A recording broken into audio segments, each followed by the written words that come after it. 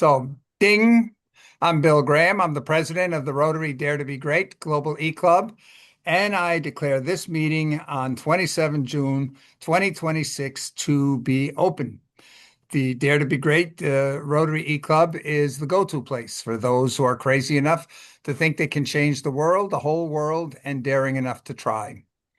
Okay, today's meeting is actually perhaps more important than it might appear at first glance. We have been talking or trying to talk about projects. What can we do? How can we have impact in the world in recent meetings?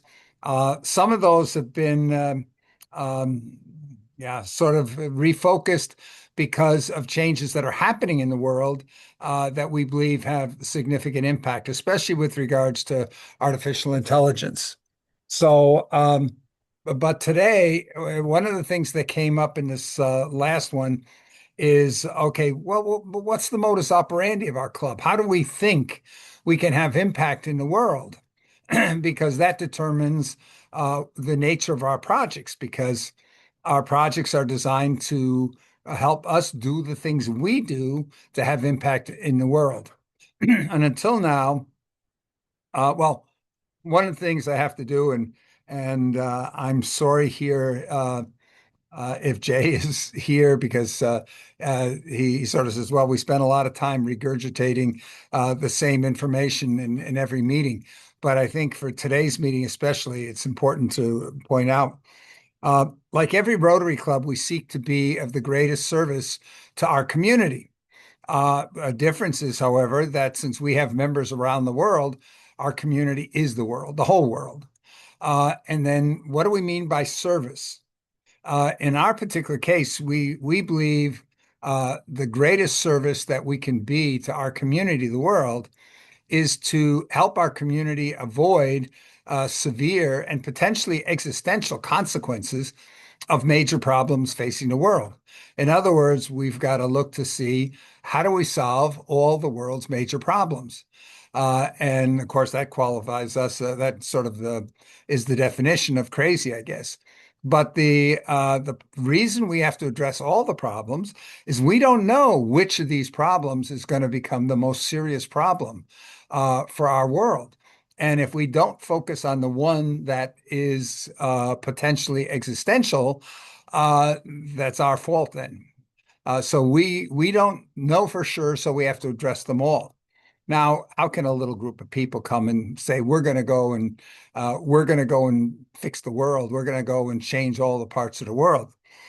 We realize we can't do that. We're not going to go out and all go get some shovels and let's start fixing the world.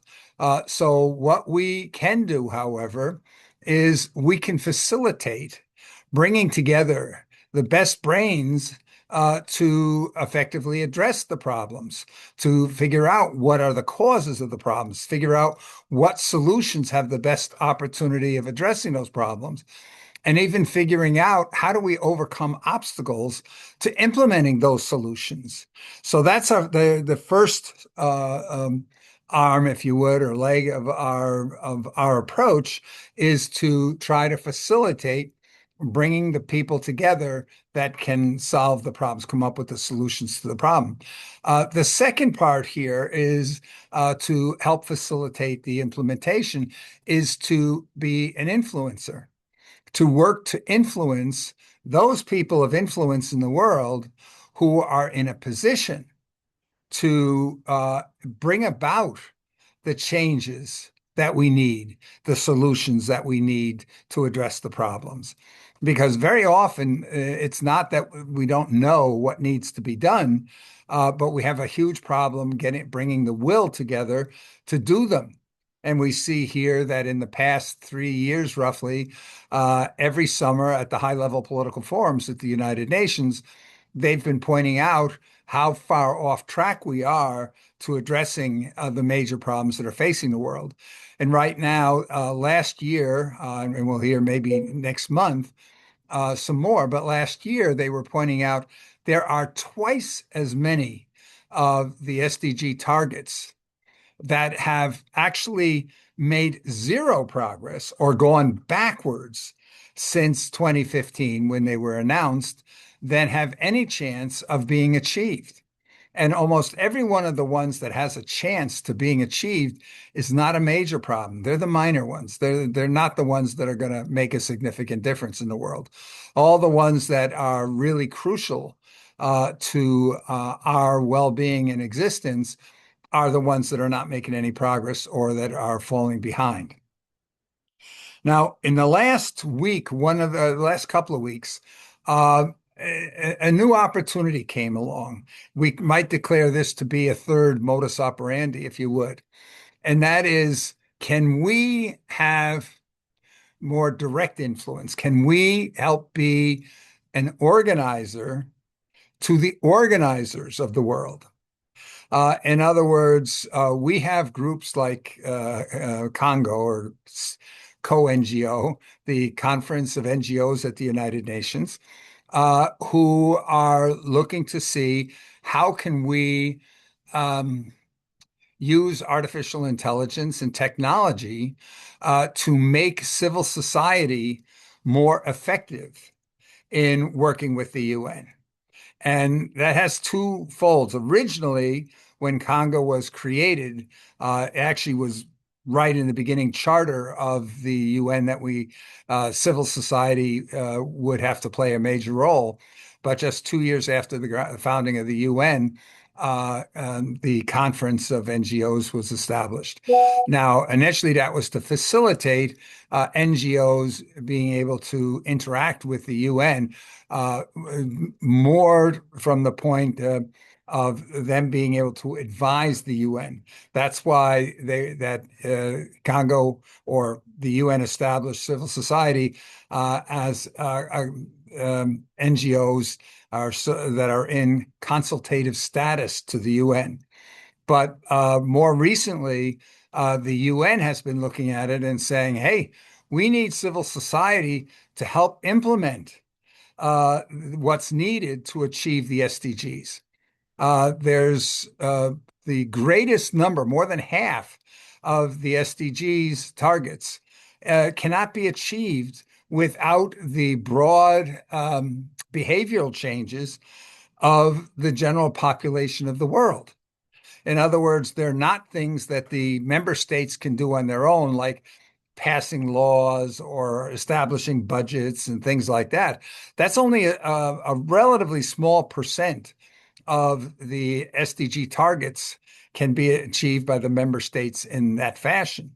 And many of those have actually been achieved on paper, but actually causing real change on the ground, uh, the member states have not been very successful doing that.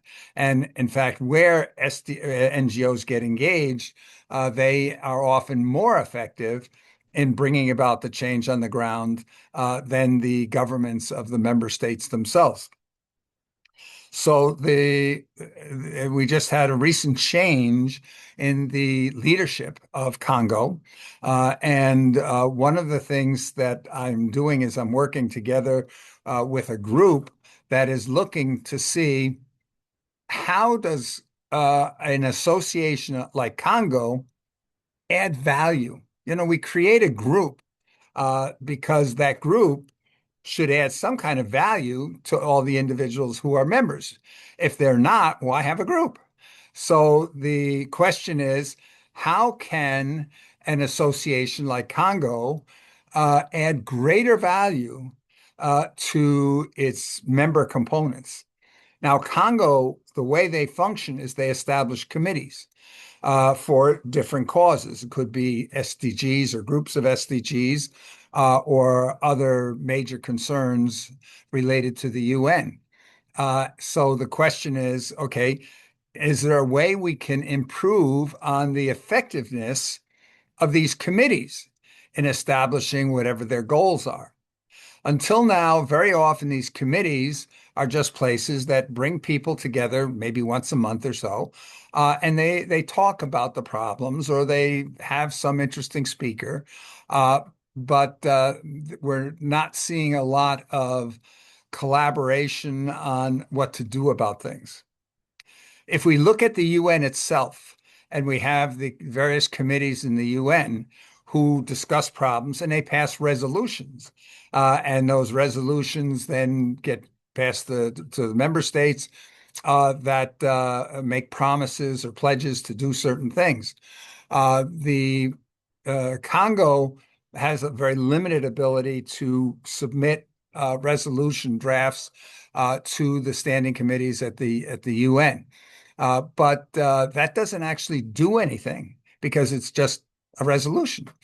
The question is, can Congo, because it's got boots on the ground, if you would, around the world, those committees, can they in turn actually come up with action plans?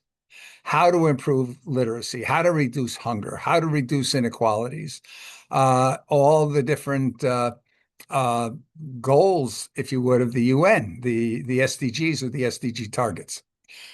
So at any rate, this is a third opportunity for us if we can be effective in creating tools that enable associations like Congo to facilitate its committees in coming up with effective action plans to actually do things on the ground and make a difference.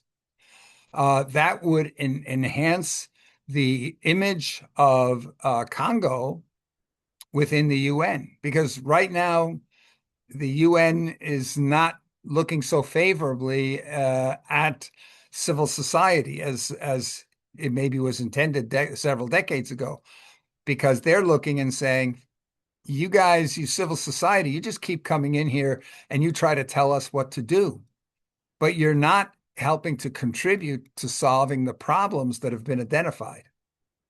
So if we can come up with a way that makes it easier for the NGOs who are also, I mean, they're there because they want change to take place in the world. And if we can make it easier for them to be more effective, then that is going to enhance the position of not only Congo within the UN, not only civil society, but it's actually going to be adding value not just to those committees, but it's going to add value to the UN. Because right now, the UN has a major image problem that so many countries and people are looking and saying the UN's not effective. It's not accomplishing things. It's not stopping wars. It's not achieving the SDGs. So if we can help the civil society do more to accomplish the SDGs, that is going to boost the image of the UN, and it's going to boost the image of civil society, the standing of civil society within the UN. And at the same time, it's adding value to our entire world. So that is what we are seeing now as an opportunity to be able to play a role in creating a framework that will enable the Conference of NGOs at the UN to be more impactful and therefore be of more value to its members, attract a larger share of civil society to their efforts because they're accomplishing more, and help them get more leverage at the UN, and so on. It turns out here, and I don't know if Stuart Martin's on the call uh, right now. I don't see him.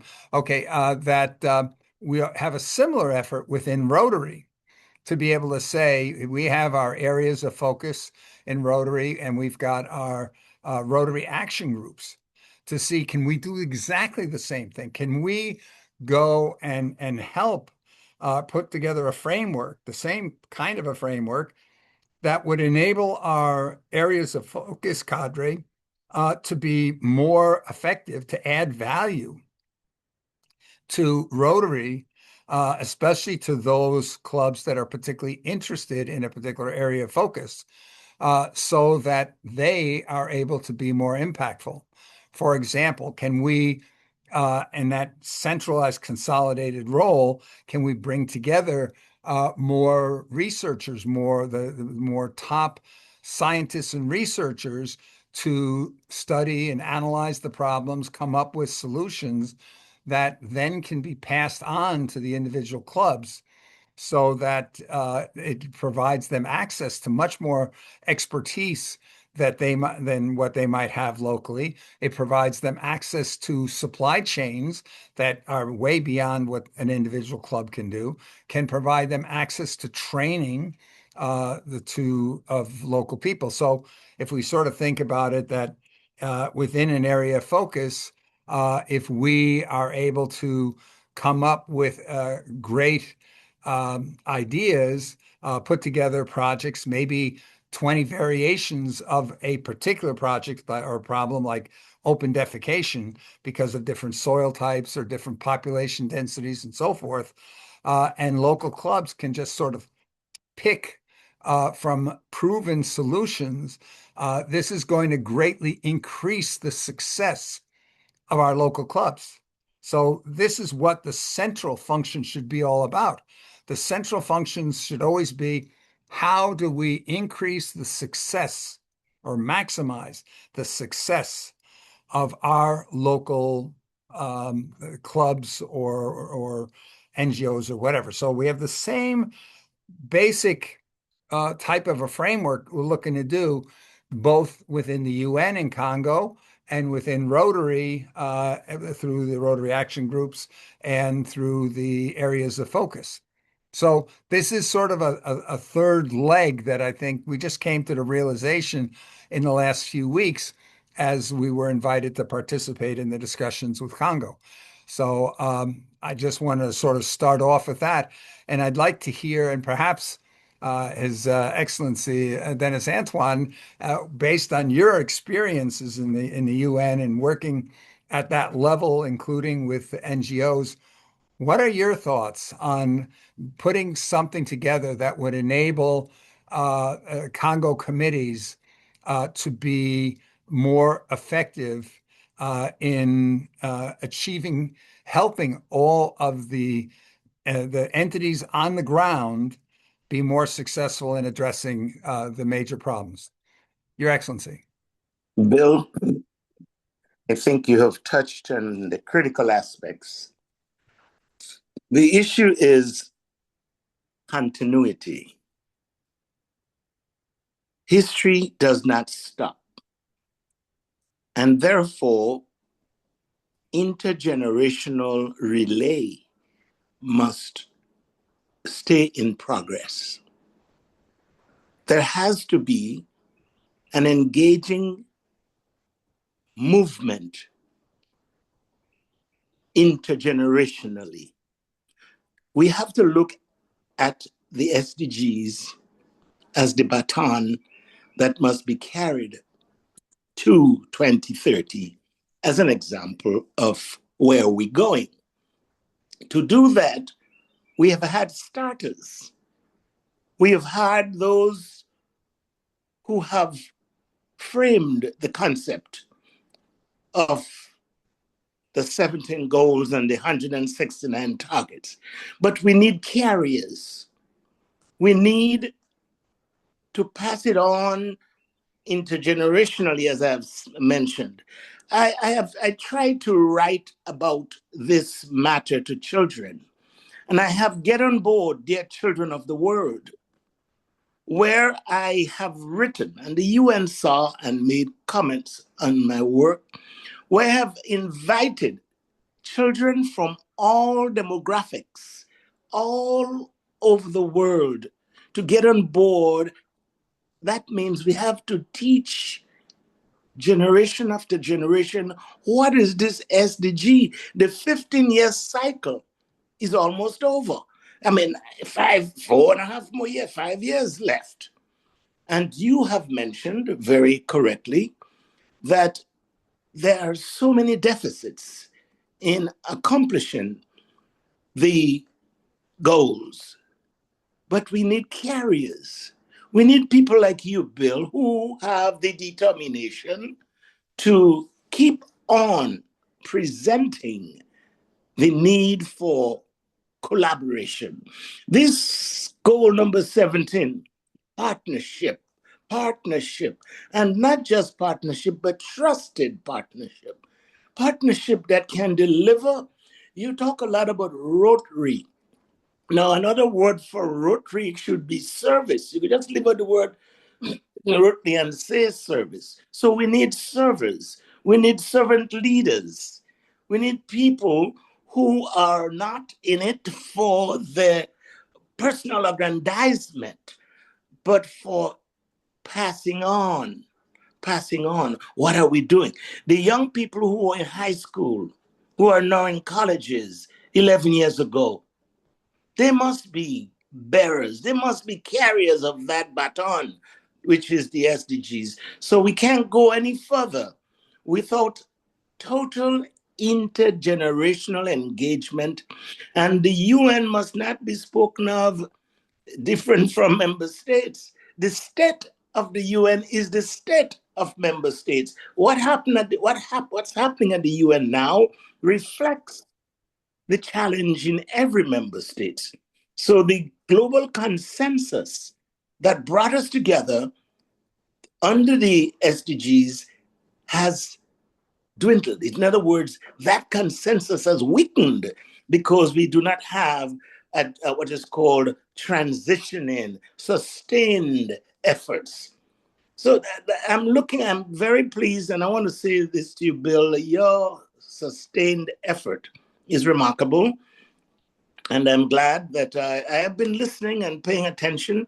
When we drafted this SDGs, it was night and day struggle.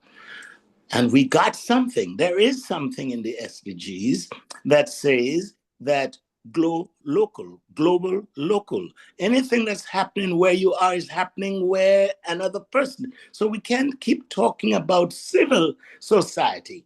What is civil? Civil society is the citizenry of our world. And so we must begin to say, hey, have we brought in the teachers? Everybody, all the world's a stage. All the world's a stage. And here it is. Here it is. We are all actors. And if we play our part, if we star in our role, the UN becomes an award winning stage. So we have to recognize that each of us has a role to play and we have to stick with it. So I thank you, Bill, for your efforts and Rotary for the persistence in bringing attention to the need for collaboration and partnerships. I would stop rambling. Thank you, Your Excellency. Yes, it's the UN. I think people don't realize that the UN is just not some body that just exists over there.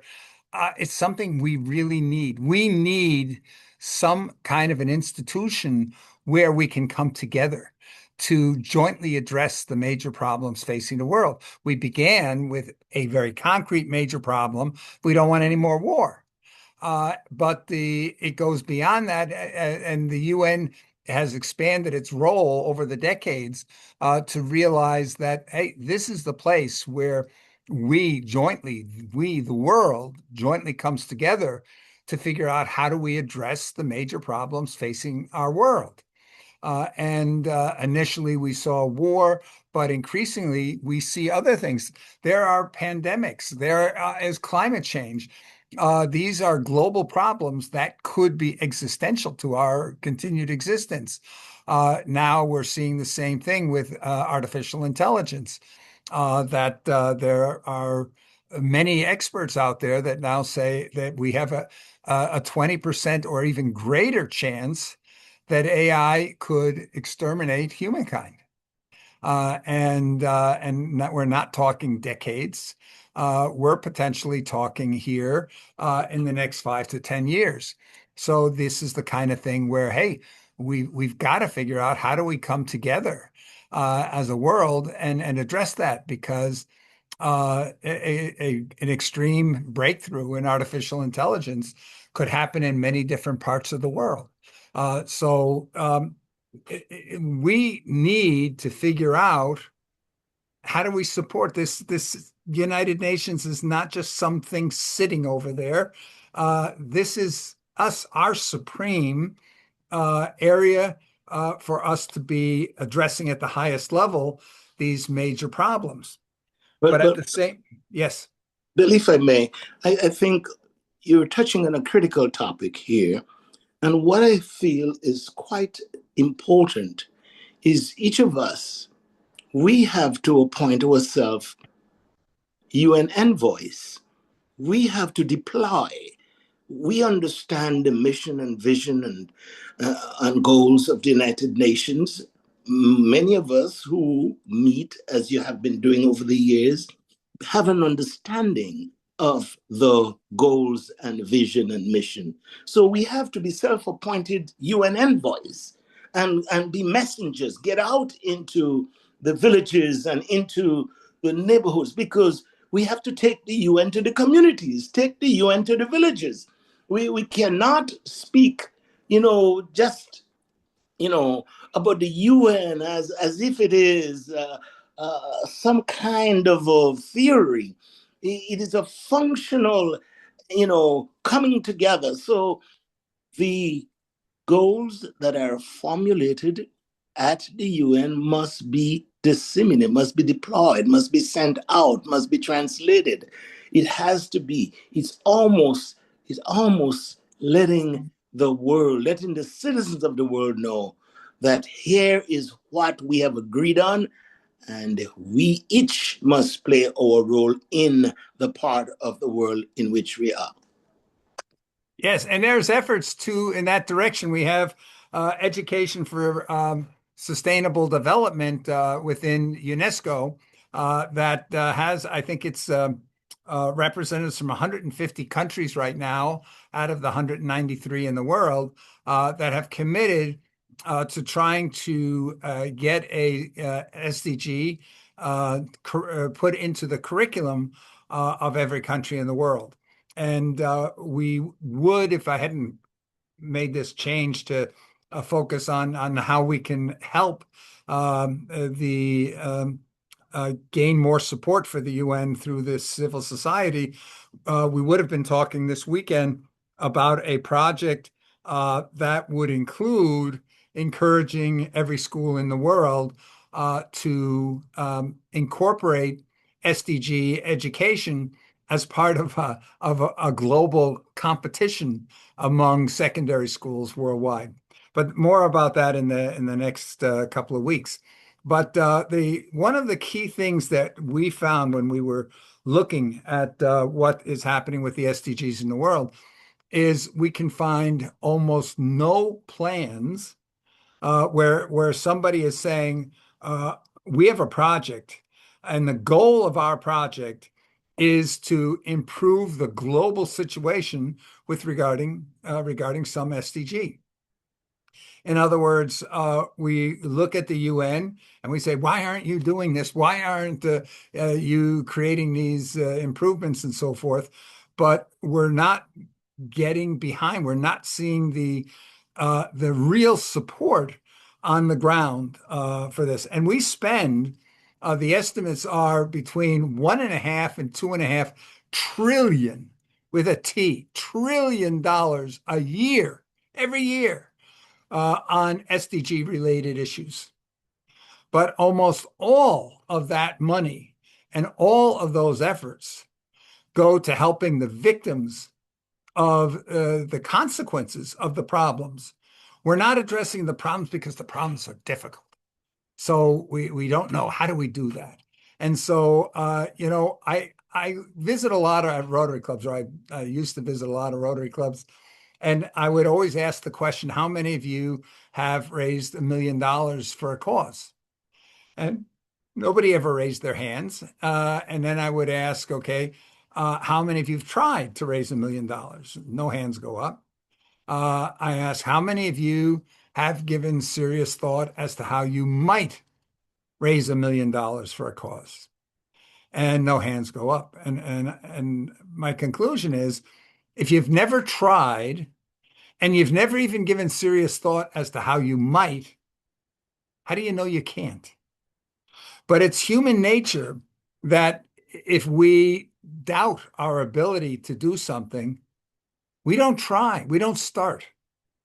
And so the thing that we've got to do is we need to help groups to be like our club, dare to be great, dare to take on the problems that you don't know the answers to.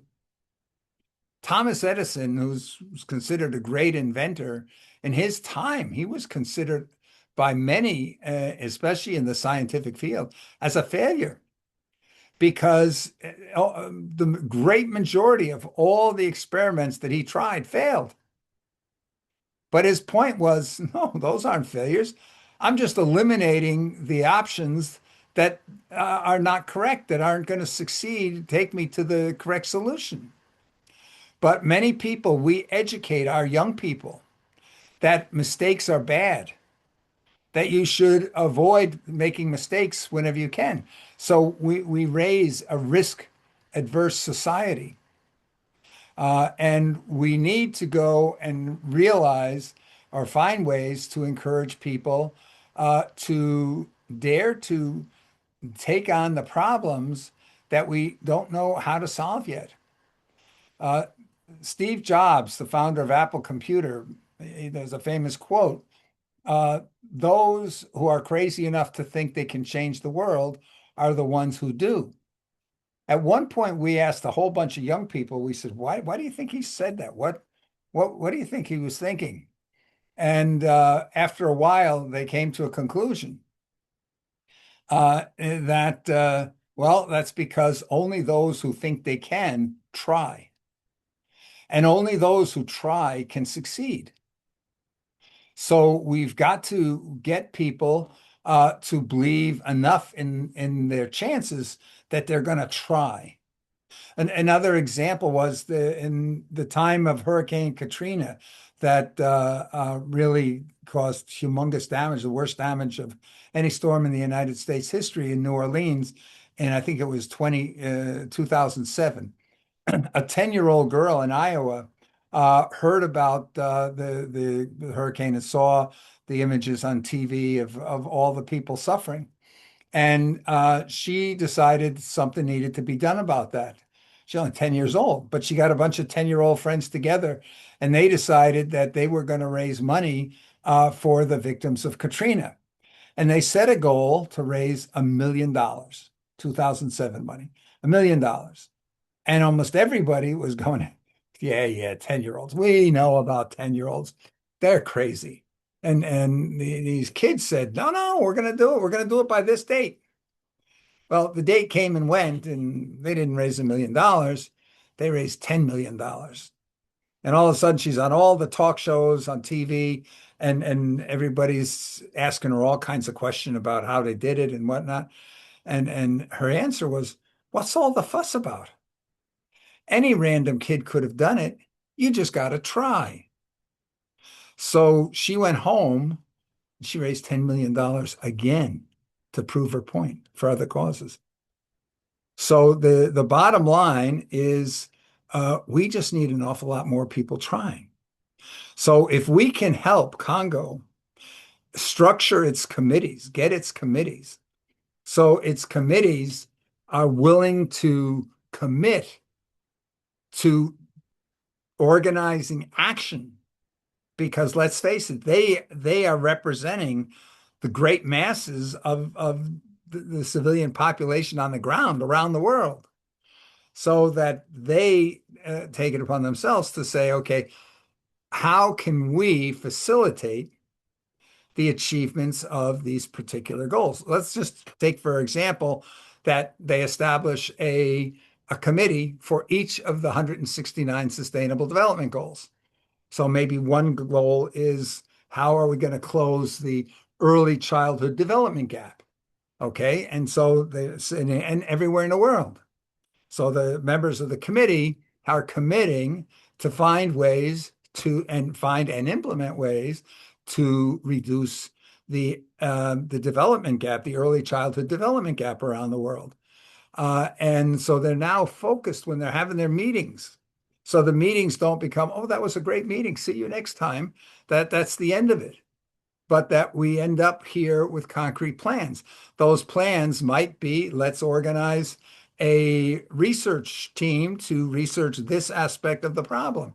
Let's go and provide incentives for the development of some piece of equipment or whatnot that could contribute to resolving that problem.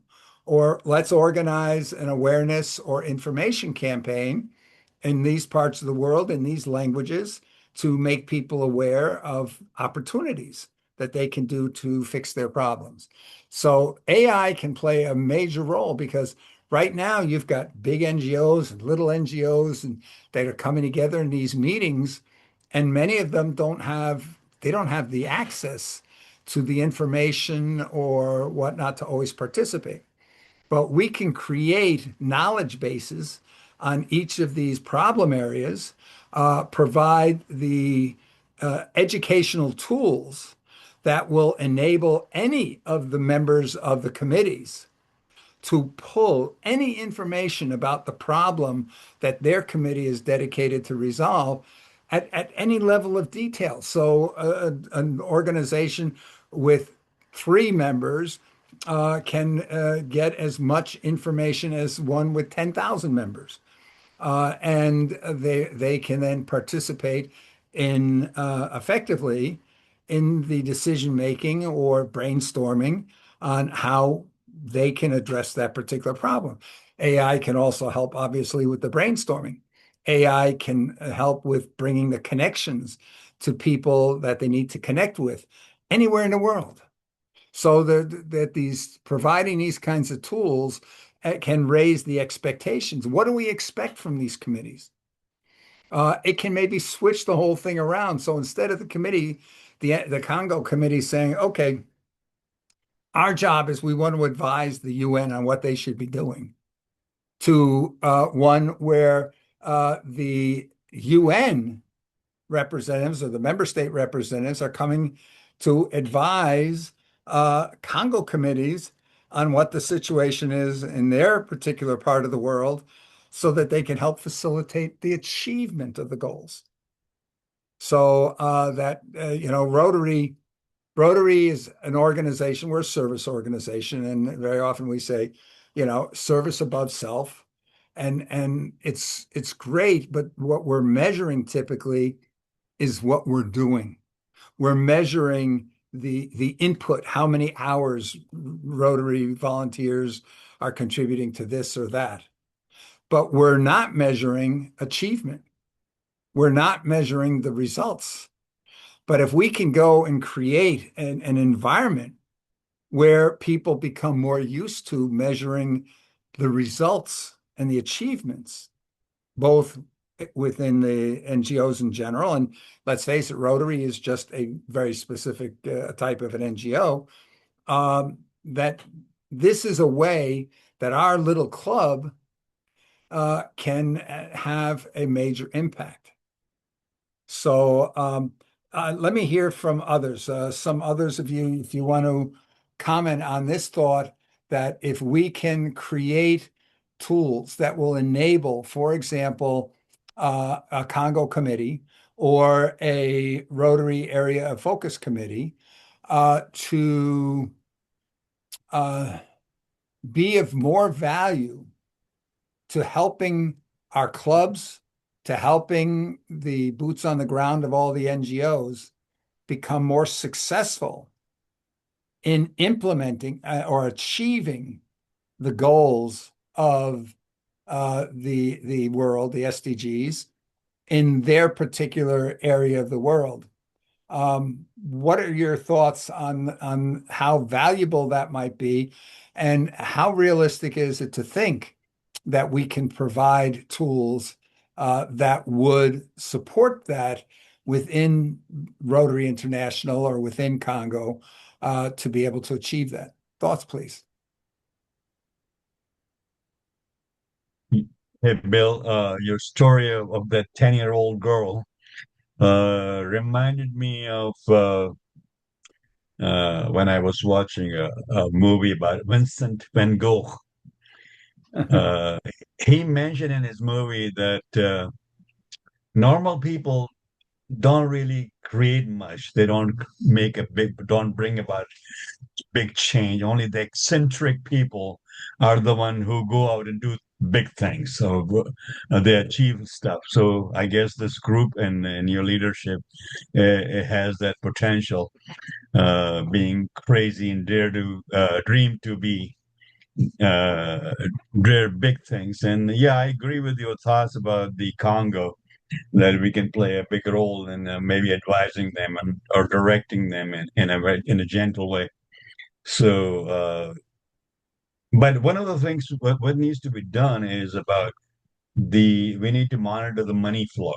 You're talking about $1 trillion dollars being spent every year, and it's still there's nothing to show for. So where is this money coming from? Where is it going? Uh, so that will be an interesting project. Yes, I think it's interesting that I don't want to say that there's corruption. I'm sure there is some, but I don't want to imply that corruption is taking most of that money. Although there is a study that showed in one Western African country, they did track a lot of the money that was flowing in, and they found that of every dollar that was headed towards that particular country, only 7 cents actually made it to the ground where the issue was being addressed. But let's forget that for a moment and just assume it's getting where it's needed. Again, look at Venezuela right now. You've got from I think the last I heard, more than 50 countries have sent rescue groups and large rescue groups because we're looking. There's 50,000 people missing Yeah. in Venezuela right now due to the earthquakes, and so this is costing a huge amount of money. The problem is it's not doing anything to address the problems. It's not doing anything to say, oh, they should build earthquake resistant buildings, because that was one of the things that came out, that there had been a law, but it had gotten relaxed. So almost all of the high-rise buildings that were involved did not have the construction that could have reduced the amount of damage. So this is something that's really important that we have to realize, because it's hard. I often bring out the example that you're on a mission. You were sent to get medications, and you're carrying medications back to a village where there's 100 children that are on the verge of death if they don't get that medication. And you've got 100 doses with you, and along the way, you come to a child that is dying, but they would need 4 or 5 doses to keep them alive. What do you do? Do you give that child the 4 to 5 doses, and then when you get to your destination, you're sort of asked to pick, okay, you pick out the 5 that are now going to die because you gave away those doses. So, Mhm. it's not that it's easy, but the preventative measures that we undertake today, they will impact if there's 100,000 people a year dying because of some cause. And we would have to take the money or half the money for one year, for several years, to do the preventative, address the cause. Over a period of 5 or 10 years, there are far fewer people that would be suffer if we solve the cause. But it's a hard thing to do, and this is why certain kinds of leadership are difficult, where you have to make a choice, and you're not making the choice of do we paint it green or do we paint it blue? You're making choices that affect people's lives, and to go and say, okay, we're going to devote the resources here, knowing that certain other people are not going to survive. Triage nurses in military field hospitals or in emergency centers, they live with that. They live with that. They know sometimes they have to allow somebody to die that possibly could have been saved, but they would have taken so many resources that several other people would have died. Mm. So it's a tough decision. Jerica, Yeah. yes, please. Hi, yes, I just wanted, as we are this collective of business and civic leaders, and our contribution absolutely comes from our expertise in industry. I would really love to hear some comments from Ashok, if you could. Mhm. Yes, Ashok, please. Well, your timing is impeccable. I will start with health as a bridge to peace and sustainable development through education and technology. That's my um, hypothesis for the art of living in perpetual beta. I also honor this group and the dedication and the values that you've brought together and reinforce. And I don't have have a problem with spending the first 10 minutes of every meeting recapping why we exist, because it is important to make sure people are clear that this is effort, it is complex, and the scale is global. For His Excellency's comment about intergenerational continuity, I am committed until the end of my time to help break the code or advance the influence of this type of group and this type of collaborative peace gaming as we go forward. So it does take a little time. I'd say minimum of 3 months. With AI, maybe 6 weeks to learn the complex structure and where in the gaps we can influence. And also, as His Excellency recommended, and I would be very curious if you could come up with an invitation that's a formal letter that I can pass along to my boss that says why I should be considered as an informal envoy for disaster diplomacy. And if it can come with a little seal from this group and the blessings of whoever is supposed to be at the UN agency, it would really help me convince in a very hopefully free and generous way the relevance of this group to the work in healthcare. Mayo, I think it goes all directions. Mayo is a digital platform, has a lot of influencers, and we do our work through practice education, research, and innovation. And it's at each level we have to have an expert combined with an administrator, because the complexity and the ask for making the business case of something that I take as a spiritual practice is in the art of how we collaborate and how we humanize, or at least maintain our human condition. And maybe the last item, the last call, Bill, is what Eugen put together as a manifesto. I think this group should either review it all in detail and then endorse it so that we can have a rules of engagement and some sort of operating playbook for effective implementable solutions at scale. Um, and I just also invite you. I'm an executive fellow for the Digital Economist this year, and on July 16th, I've been asked to moderate a session on the way that AI can be used for safe, responsible, and sustainable healthcare solutions worldwide. And that group, since 2019, where I also participated in World Economic Forum and the UN Civil Society program in Salt Lake City, you are absolutely right that people just need to get engaged, and whatever their gifts are, if they can share it in a way that's altruistic and free, that will help collaboration a lot.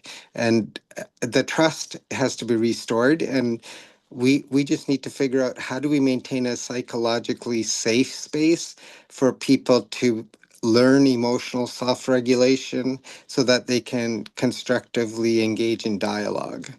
It's not a convincing people, but with AI now, the cyberbullying, the misinformation, disinformation, I don't think there's much trust at any level across the world, and people who think like myself, trying to be good doctors, we are also facing imposter syndrome and burnout because the things that are being expected of us to respond to for free. And, I don't want to diminish the time it takes to be a good subject matter expert, but there is a cost to education. And however we want to evaluate and monetize and tokenize and democratize education, we do need to have intentionality of the gifts that it takes to become neurodivergent and yet communicative. Um, I'm glad this is being recorded because I couldn't say all that again in any right sequence. But thank you. Okay, thank you, Ashok. One thing I want to really highlight here is that if we're familiar with the concept of meta-organization, meta-structures, we're not the ones that say, okay, in our meetings here, okay, let's address open defecation this week. We're going to solve it. Let's address the problem of pandemics next week. We're going to solve it. We seek to be the facilitators or the ones that are encouraging or enabling the others to do their jobs. So when we look here at the Congo sees itself as the facilitator of the interface or interaction between civil society and the United Nations. And so we seek to help them be more effective in it. We seek to help them be able to add value to what they are doing. Until now, because they don't have necessarily tools, all they can do is they meet a couple of times a year. They pass some resolutions on things, and they say to the committee members, "Okay, you guys have to submit reports every time you meet," and things like that. But they're not able to come out and say, "Oh, hey, guess what? We've developed a set of tools that is going to help you committees be more effective in addressing whatever the image that your committee is focused on." And this is where we are trying to help. We're trying to help to be able to help them provide the tools that will add the value to what their committees are doing. Because if their committees are able to point to more success, there's going to be more civil society willing to join those efforts because they say these are accomplishing something, these are doing something. It's the same with Rotary. If we can help Rotary International provide tools that increase the success of the individual clubs on the ground, that's going to attract more people locally to that club because the club's accomplishing more. But it's also going to increase the willingness of those clubs to contribute, to interact with the central offices because the central offices are providing them value. I was the membership chair of our district many years ago. And when I traveled around and visited all the clubs, and I heard one of the largest clubs in our district where in the meeting they were discussing what's Rotary do for us. We go and send our dues in, we send contributions to the Rotary Foundation, but and Rotary comes back and saying, you guys should go out and do some good, or you guys should go out and increase your membership. But they're not doing anything to help us do that. They're not, there's no information campaign, ad campaign being done at the global level that would make it easier for us to get our story out. They tell us, go use social media, go get your word out, go tell the story. They don't take a look and say, okay, is that the problem? Is the problem that people don't know about Rotary? How come is it then that Rotary loses as many, almost all new members quit Rotary within 2 to 3 years? Why? Those people know what we do. If it was about people not knowing what we do, why did they leave once they know what we do? So it has to be about what we're doing or what we're not doing. So this is something here where Rotary has to look and say, how do we add value? How do we add value to our clubs? How do we do things that are going to increase the success of our clubs? Because the success of Rotary is the cumulative success of all the individual clubs. So this is why the opportunity for our club comes about when we can come up and find ways to help Rotary International increase the value added that it provides to the entire network. This is where our club can help provide tools to Congo so that they can help add value to the success of their committees and help their committees be more successful in their goals. That is going to attract more NGOs to the efforts because they're seeing results. So that in Yeah. a nut, yeah. Oh, sure. Yeah, so I was just going to say I was at Rotary International in Taipei 10 days ago, and then the three things that I took away that really compelled me to be proud of Rotary, as well as because there are many, many action groups and many, many fellowships. So I think whoever wants to get engaged, just pick one and stick with it for 2 to 3 years. So the Rotary Action Group for Peace is the one I spent time with since Melbourne. So Melbourne, Calgary, and this trip. And I grew in my awareness and my skill building at addressing peace and problems related to nonviolent communication. So there's just awareness of which action groups you want to sign up for, and then they were very willing to have you on board, no extra cost. The other group I connected to was the International Fellowship of Health Educators and Professionals, and again, the same thing. Then, if you get that granular, you can then pick specific areas like cervical cancer screening or whatever you want to help. And then the invitation to hear Malala and the large, ambassadors for peace and Nobel systems thinking. I think you can make that right now with our group. Using AI, you can crowdsource any topic, any expertise, and we just need to have some other person then verify and trust the information that we curate. So your challenges for how do you spend $1 billion? What do you do for I did all that with ChatGPT and AI since January, and I sent a few of those items back your way, and just to remind us. And also just a reminder, as Dennis nicely mentioned, that if you don't come to each meeting and you don't stay as deep in connection, it's easy to miss the beat and get out of flow. So maybe there's another way from a website standpoint to have a searchable dialogue, and you can make a logic model for us on going forward. But that would need another FTE of somebody's time or skill set.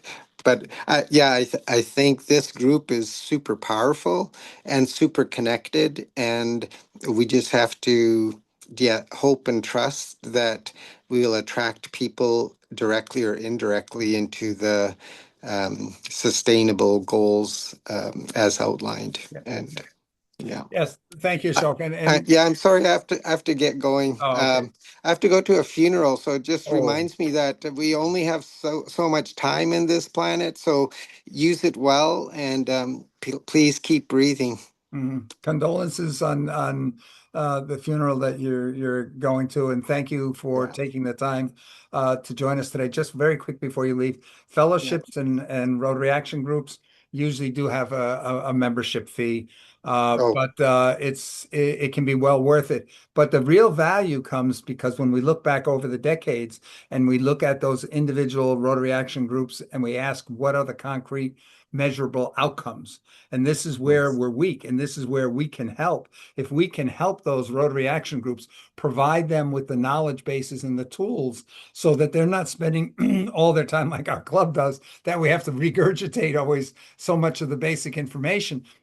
We can create those curated knowledge bases that are trustworthy, that make it possible for those groups from meeting to meeting to build on what they're doing and to actually target creating results. So Yeah. thank you Wonderful. again for Yeah. attending. Yeah, no, thanks. So, Jericho, I'll send you separately Danny's information for the music performance on Peace Day.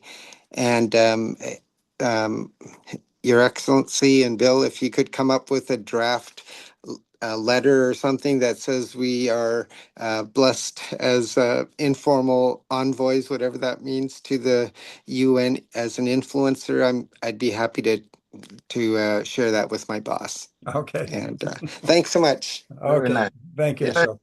Thank Yeah. you, Ashok. Bye-bye. Bye. Um, okay. So as I was just mentioning, the opportunity for us that we are seeing right now is if we can help these associative bodies, the central functions of these groups, be able to increase the value added they can provide to their members or their chapters or whatever you want to call them, then that would be a significant contribution.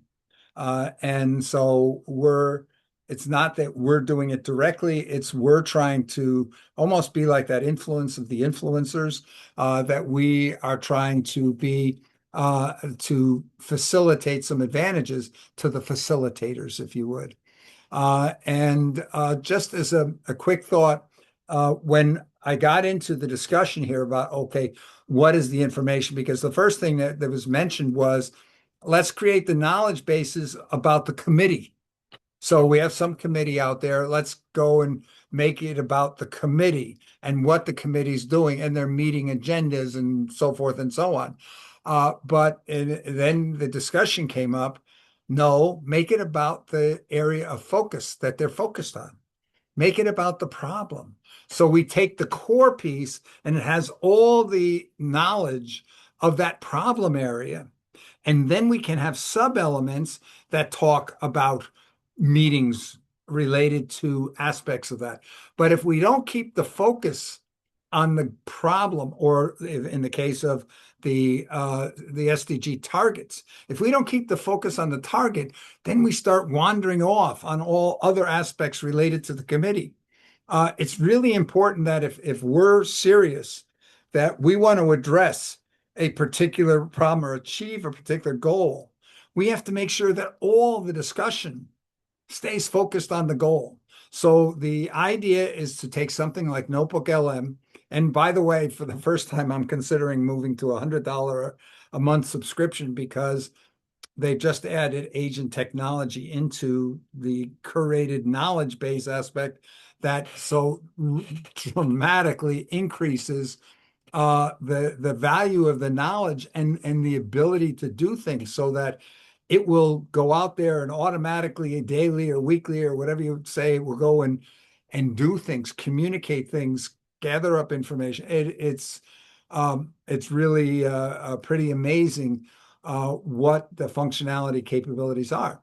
But if we start off taking for each one of the SDGs, go and create the curated knowledge base that has all the knowledge about that problem area, about all the attempts that have been taken to do something about it, of all the ideas, the brainstorming that's been done relative to that problem area, all of the obstacles people have encountered in trying to address those, the problem area in various parts of the world, so that then when they have the discussions are knowledgeable discussions. They don't have to keep rehashing everything. because the members can tune in and say, tell me exactly about this aspect of that problem area, because that's what we're going to be discussing tomorrow. And for brainstorming, what are the options? What are the costs? What is needed? What do we need to be able to provide a cost-effective, this particular solution cost-effectively across the whole world, and so forth and so on. So I'd like to hear any thoughts about that idea of taking for each of the SDG targets and creating that kind of a knowledge base that goes out to everything. Who are all the players? Who are all the yaysayers and the naysayers and the champions and so forth? If we could provide that, and then Congo could go and encourage all of the NGOs that have an interest in a particular SDG target, please join that committee. And they can join 10 committees if their interest area of that NGO addresses those 10 areas, join 10. But make sure that when you're in a particular meeting or talking about a particular problem, you focus on that problem so that we, in the end of the day, we have solution ideas and viable implementation plans to address each of the problem areas. Comments on that, please. Perhaps, Your Excellency, you might want to start off the comment on that. Bill, I sat here and I began to think about the classroom and the 193 or so member states of the world is the classroom, but there are special needs. They're all special needs students in the classroom. Each country has special needs.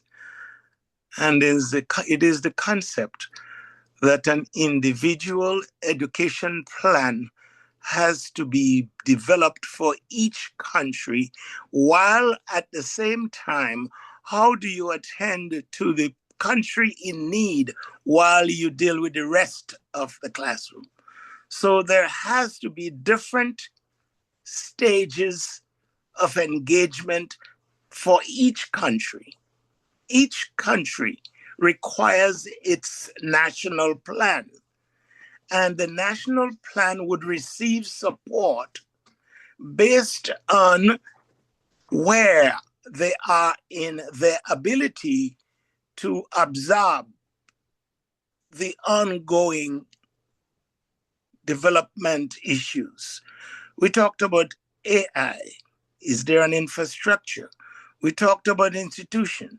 Is there an infrastructure? So each country functions at a different, and that's why we talk about developing countries, developed countries, small countries, and so therein lies the fact that we need to have a plan understood for each country.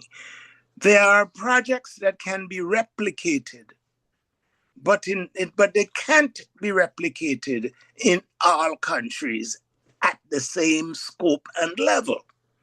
So that's where the expertise, and I go back again to the work that organizations, civil society institutions like Rotary are doing.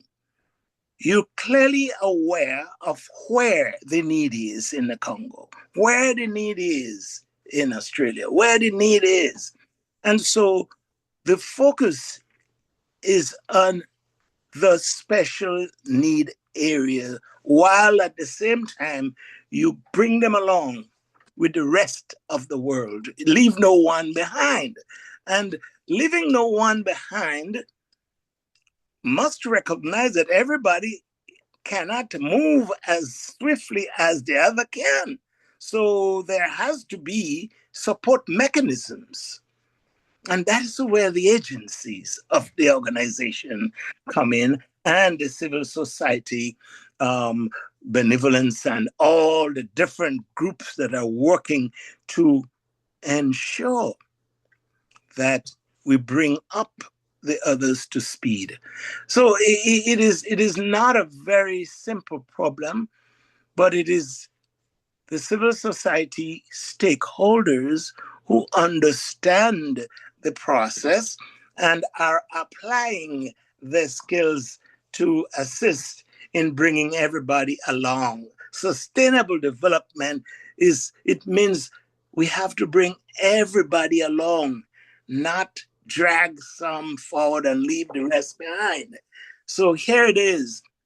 That's where we need more expertise in the delivery of services, because right now we have to talk about AI and the impact on education, AI and the impact of instructions. So how are we going to transform our engaging in the process? We really have to look at this so carefully that we're not focusing only on those who are able and are ahead, and then we give in aid. It's like giving charitable contribution. So you're just feeding them where they are. You're not bringing them along. They become, I don't want to get negative, but it is very, very important that an individual development plan be identified by each country, and it's brought to the implementers, it brought to the attention of the stakeholders, so that we know where we're going in when we're going in country X or country Y. I think here that perhaps there's a difference whether we're looking at it from the perspective of the member states, for example, at the UN, and where we're looking at it at civil society. Because one of the advantages when we're looking at it from the member states, obviously they have to look at it from their government and from the perspective of their country. But when we're looking at it from the perspective of an NGO, for example, or somebody like Rotary, let's say we come up and say, oh, sanitation is a major problem. Open defecation is a major problem. We know the last statistic I heard, about 600,000 children a year die from the consequences of open defecation, mostly in South Asia and Africa. But there's different solutions needed depending on the soil conditions, depending on the population densities, and so forth. Yes, there's different solutions needed, but they're not necessarily by country, by member state. So if, let's say, we had an area of focus within Rotary that came out and they developed the 20 solutions, variations that serve almost 99% of all the people on the ground around the world. And they set up the supply chains to be able to provide the materials, the training plans, the consultative services, because not every Rotary Club has the expertise on the ground. They may not have the resources, and definitely don't have the resources if they're spending them individually and have to pay for the one-off costs that would be necessary. So if we had that, then the local Rotary Club could just go and say, okay, which of the conditions, yes, we have an open defecation problem in our club area, which of the solutions would work for us based on soil type, population density, and so forth, and culture.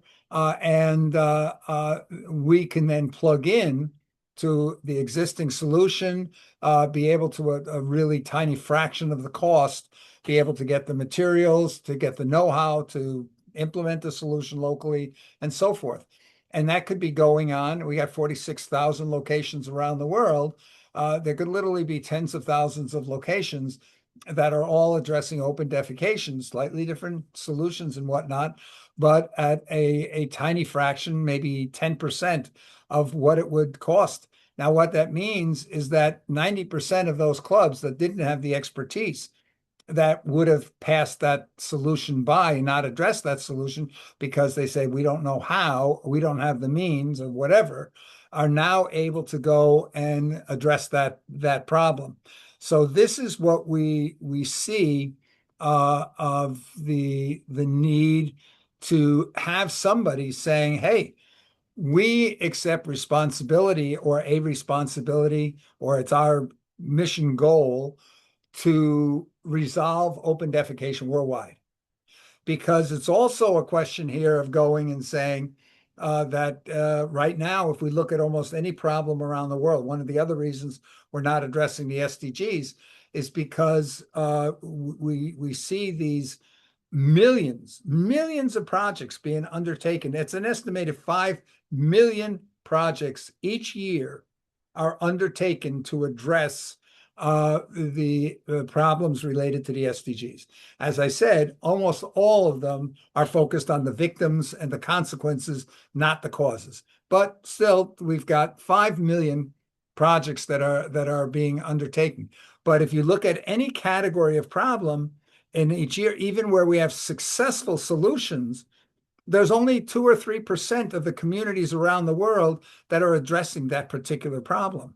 So if we see, for example, in Africa with boreholes, there are more boreholes failing every year than are being developed new or repaired every year because we're only a handful of communities are addressing that problem this year because it's too expensive when you go and do everything as a one-off. Think of it here of McDonald's hamburgers, where they've got tens of thousands of restaurants in their chain.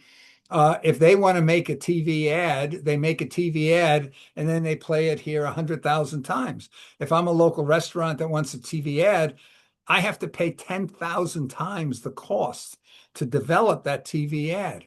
So it becomes prohibitive for me. So this is one way a central function can provide value to its member elements on the ground. It's not to say that they're always the same. If I go to a McDonald's in France, I'm going to get a different menu than if I go to McDonald's in Hong Kong. Some elements might be the same, but some are relative to that market. So I think what we're looking at here is we need people to say, this is the goal. We're focused on this goal. We're not focused on 20 goals that are related. We're focused on this goal. We're going to talk about this goal and what we can do about this goal. And then maybe next week, once we've resolved that goal, we can talk about another goal. But the idea is also to be able to go and say in our committee, our goal is to solve the problem, not just talk about it. Our goal is to solve the problem. And that we come up with tools that facilitate, that help them to be able to come to conclusions that solve the problem, to come to actions that solve the problem. We want to help them be able to do that, whether that's overcoming political issues, cultural issues, physical issues. It doesn't make any difference. When we define the goals have to be based on the needs, whatever the need is. The need doesn't go away because we decide to ignore it. So the idea here is to be able to create tools that enable people to understand the problems, the opportunities, the obstacles, and with the concrete mission of coming up with implementable solutions and then implementing them. That's what we're looking at. Final thought on this too, when we look at the idea that you mentioned, special needs, that different countries have different special needs. They do, but very often, even in the classroom where you have students with special needs, those special needs usually only encompass some percent of what a particular child is facing. It's not 100%. So there might be 80% that can be dealt with in a common fashion, and then we need to have special care for the 20%. One of the big mistakes we make, especially in civil society, is we say that until we can come up with an answer that serves 100% of the people, we're not going to move forward. And as a result, what we very often see is that the global community that we're trying to deal with loses ground every year because we keep waiting. We're saying, well, we have a solution that would help 80% of the people, but until we can figure out how we're going to add those last 20% in, we won't start. What we really need to be doing here is, as soon as we have solutions that will move things forward for a significant share of the population of the problem, we should move forward on that and then continue on. And because otherwise, that's where parties start to lose faith in us that, hey, you guys have, what have you accomplished in the last 5 years? What have you accomplished in the last 10 years? It's one of the things I ask at Rotary conventions. I go around, I ask people here, what problems are closer to resolution? What global problems are closer to resolution today due to the millions of projects Rotary has undertaken in the last several decades? The only thing anybody ever mentions is polio. And I say, well, beyond polio, because polio never, even at its highest point, never represented more than some fraction of 1% of the world's problems. So what else? What else? And people, they can't think of anything. But if we could create a situation, we need to be more conscious of the need that we undertake projects and efforts that afterwards we're going to be able to show we made progress. We accomplished something. And this gets back to the challenge that I said about Rotary in the beginning. We measure the inputs. We measure how many hours. We measure how many dollars were donated to do good. But we're not measuring what have we accomplished. And this gets down to when we start, when we set our goals. Did we set our goals to be accomplishments, or did we set our goals to be inputs? If we start off saying our goal is this achievement, and we have to be careful that we don't water down the goal to what we think we can achieve. The goal is the goal, the need's the need. And once we go and we set that goal at the need, and we say we're going to work on it until we figure out a way to solve that problem and then accomplish something. Jerica, please. Oh, Jerica, you change your mind? I'm sorry. Nope. I was muted.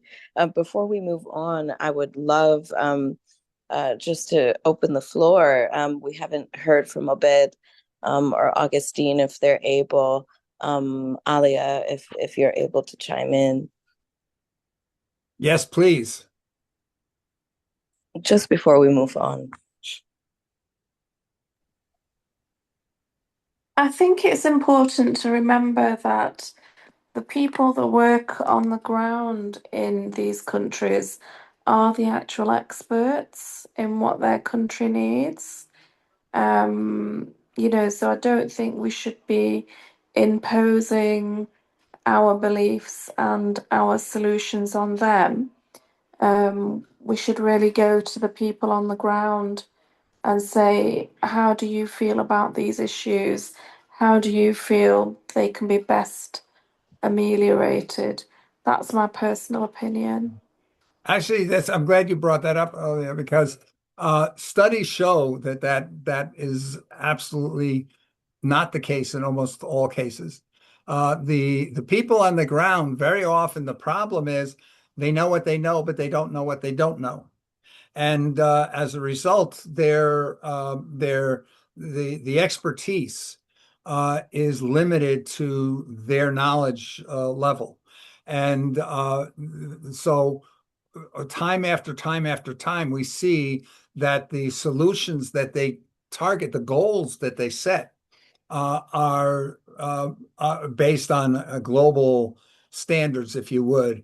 The goals that they're achieving are substandard just because they didn't know that they could have achieved a different goal.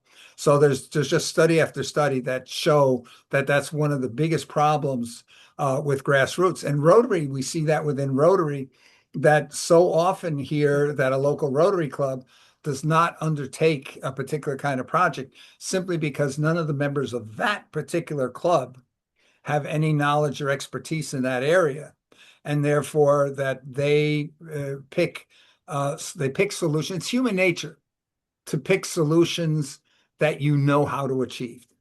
It's very rare. It's very rare people that go out and say, I'm looking for problems that I don't know the answers for. And then I'm going to start researching and looking for those. But if you can afford to, we have to think about it in a different way. Instead of thinking that the central is dictating to the ground, this is what you need to do. We need to think of it as the local entities pooling their resources so they can afford to hire expert consultants to advise them that where they don't necessarily have the knowledge. For many years, I used to consult to the very highest levels, the C level of corporations, major corporations, and even to some government agencies. And the interesting thing about it is that you would see the top CEOs, the top chief marketing officers, they hire consultants because they say, look, I want to know what I don't know. I want to know what my options are that I don't know about. And so we have to be very careful. We have to listen. The ground has to look at the solution and say, okay, do I need to adapt that to my situation? But also, it's like what I said with McDonald's. The McDonald's, they have to listen to the ground because they don't want to come out with a food menu that is not applicable to an area. They're just going to lose. Their goal is to maximize the success on the ground. So they've got to listen to what's going on the ground because they want to be successful there. But at the same time, they can't go and say to the people on the ground, hey, you guys need to go out and develop this particular food thing here because the ground doesn't have the expertise to be able to do that. They might not have the mechanisms to be able to do that. So the centralization is crucial to centralize where it makes sense to centralize. And yet we need to tie that together. We need to make sure that that central function always realizes that their only reason for existence is to maximize the success on the ground. Does that make sense? Yeah. Thank you. Mm-hmm. Okay. Augustine, do you want to perhaps say something? I don't know if we scared, Jarek, if we scared some of the others away by saying they had to talk. Augustine. Yes, Mr. Bill. Yes. Okay, yeah. Thank you so much for today's conversation, for today's presentation, because I think this is the basic our needs for implementation for SDGs, because it seems for long times I have been thinking about the implementation and success of these goals, but for me it was very difficult to understand, because it was something like a statement, but the strategies of implementation within only 15 years to implement all sustainable developments, for me it was very difficult to be achieved. Mm-hmm. So it was very difficult to be achieved because there was no any basic or clear strategies for its implementation. But now what you have said, according to what you have explained, and in this your presentation, it seems now United Nations have seen that has seen that there is a need to go underground to the grassroots, so as to look if those sustainable development can be implemented by organizations working at the grassroots, because it is impossible to sit somewhere and say that, for example, if you say one of the goal, you say that zero hunger. What means zero hunger? That is a goal. zero hunger, then what? Then how will it be that like that? What is the strategy to implement it for whom one from? Yes, it is not. It is very difficult to understand. So thank you for this implement for this maybe for this idea we have come with from United Nations. I think we need to strategize on how this can be done so as to make sure that we are going to succeed.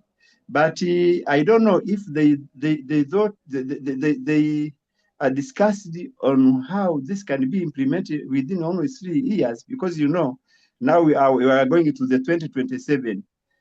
After 3 years, we will be to 2030, which is the end of sustainable development goals period. Mm-hmm. So, is this implementable within only three years, or they will increase the time of implementation from now maybe for other period of time? So if they discussed about this, maybe you can tell us how this will be done. Mm-hmm. Another thing is for us in this group, I am very excited that you have presented in this group and to be discussed. So as I can see, we are only 60. We started with 10 persons. Now we are 6. So what is the measures can be taken to make sure? What is our responsibility and our part on this program? And if our part and the responsibility is the great, as we are saying there to be great. So what the measures we are taking to make sure that maybe this process will be involved more than 10 persons, or even these 10 persons, how can it be involved in implementation of this program itself? Thank you, Mr. Bill. I submit. Yeah, thank you. And this is something, it's a major thing Jarek and I have talked about here on membership is how do we reach out and explain our story, because our story is different. I've attended Rotary clubs in different parts of the world, and one of the things is when I say, okay, set goals based on what's needed, not what you think you can do, or I point to the goals should be the causes, addressing the causes, not addressing the consequences. Because as I mentioned, within Rotary clubs, almost all the efforts are on helping the disadvantaged and helping the poor or the victims of the issues. There's almost no effort going into addressing the causes of the problems. A couple of three conventions, Rotary conventions ago, I was going around and I was asking people, what share of your Rotary meetings are dedicated to strategic discussion of the major problems in your community?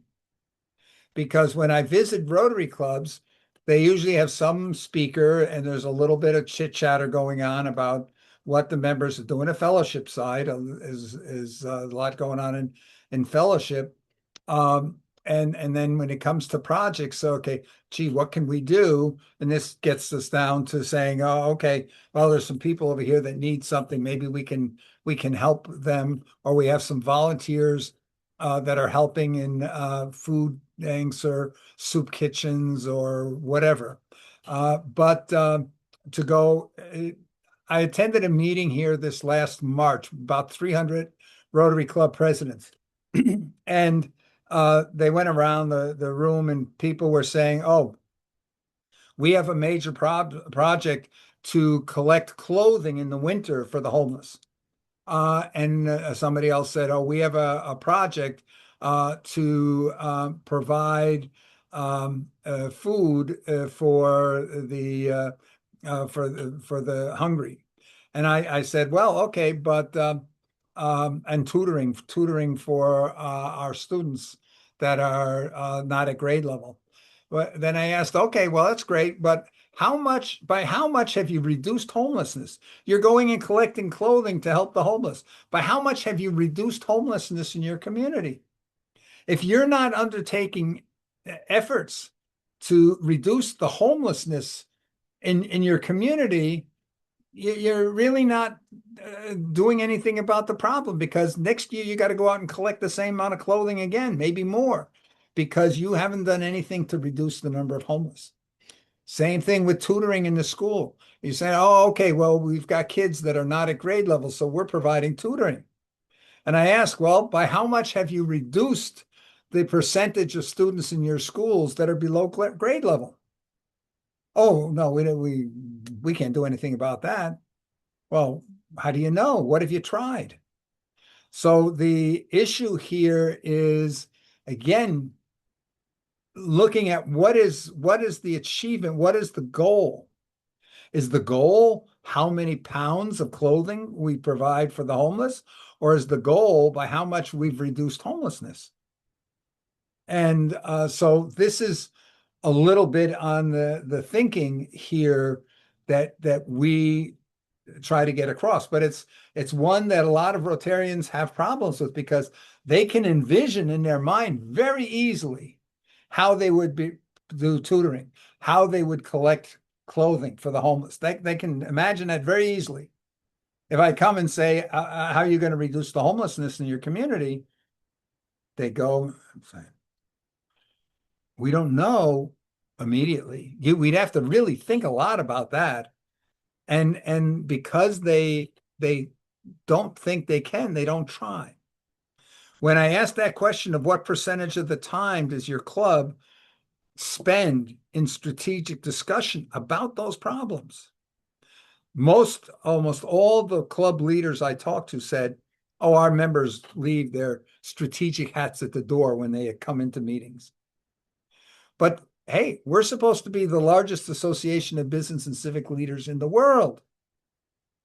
How can we say, and we make such a big deal about that we provide our skills, that we donate our skills and competencies to improving the world. But how can we bring that in line with the idea that we leave our competencies at the door when we go into meetings? Okay. Anyway, I'm way into too much depth into that. That's a challenge that we have to do. And I'm talking to some of the people at Rotary headquarters about the need for Rotary.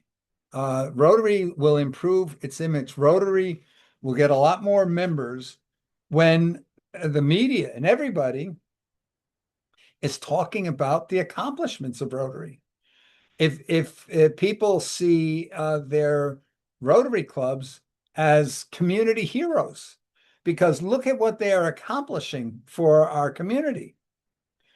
Right now, so many clubs, I forget what they call it, Romeo, was it retired old people attending lunch or something like that, eating out, that the people associate Rotary with a bunch of people that get together for lunch. They're not associating Rotary with major accomplishments. But you're not going to get major accomplishments unless you aim at making major accomplishments. So to the degree Rotary says, hey, you know what? It's not up to us. It's up to you in the clubs. You got to each do your own thing. Does that mean here that if we know that there's 10,000 clubs out there that have open defecation as a problem in their club area, we're telling 10,000 clubs, go find an answer to open defecation. Go solve that problem. The idea is that we have to add that value. We have to come and find a way to assist all the clubs that have open defecation in their area to be able to have an implementable solution.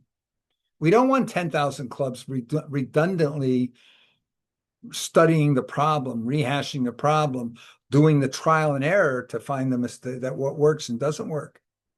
What we need to be able to do is have Rotary International be able to bring together the experts on the problem and the options, and on the infrastructure support that would help clubs on the ground be successful, and therefore add value to the mix. That's where Rotary adds the value. That's the pitch I'm trying to make to Rotary. Find a way to add value so that our clubs can become the heroes of their local community. Uma, I'm glad you could join us. Haven't seen you in a while. Do you want to just briefly introduce yourself? Welcome, I know. Huma. Thank you. Mr. Thank B, you, Khan. Hi, everyone. Mr. Arshad from Karachi, Pakistan. I'm an educationist, and since very long time, I'm with Bill and attending his very precious and knowledgeable meetings. And on throughout my this journey since 2 years, I've learned a lot from Bill, and I think it is one of the best platform we can ever have. Well, Thank you so much. Thank you for those words. But I keep talking about achievements. So this is one of the things here, and I'm really always dependent on Jerica to keep us focused on. And okay, we've talked. We've got to do here. So we could blame some of the things on COVID for a while, but we're really looking now to say, okay, how do we do things? And Huma, you weren't here in the beginning, where I talked about that we've always seen ourselves, because we're a small group, to be the facilitators of think tanks, of bringing the world experts together to come up with good solutions, and being influencers to influence the people of influence around the world to implement those good solutions.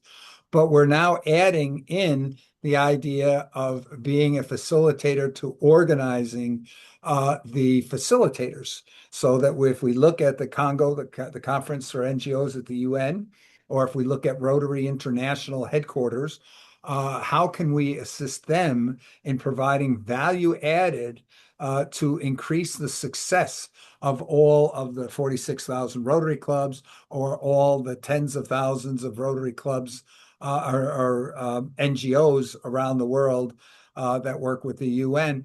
How do we help those central bodies be more successful, those committees that they have be more successful in helping get the problem solved? So we, in the next couple of weeks, I've already had a meeting with the group in Congo that's working on coming up with tools based on artificial intelligence that could help. We just need to make sure that we're not only working on tools that are going to help the exchange of information, in other words, that are going to help NGOs communicate their demands or the advocacy that they have to the UN saying you should do this, but also going and working on how can we, civil society, how can we collectively help achieve the major problems, the goals of the world that are addressing the major problems before the consequences of those problems become very severe or potentially existential, because that would be the worst lack of service that we could provide to our community, is if we did not address the problems, or did not cause the problems of the world to be addressed before the consequences become very severe and potentially existential.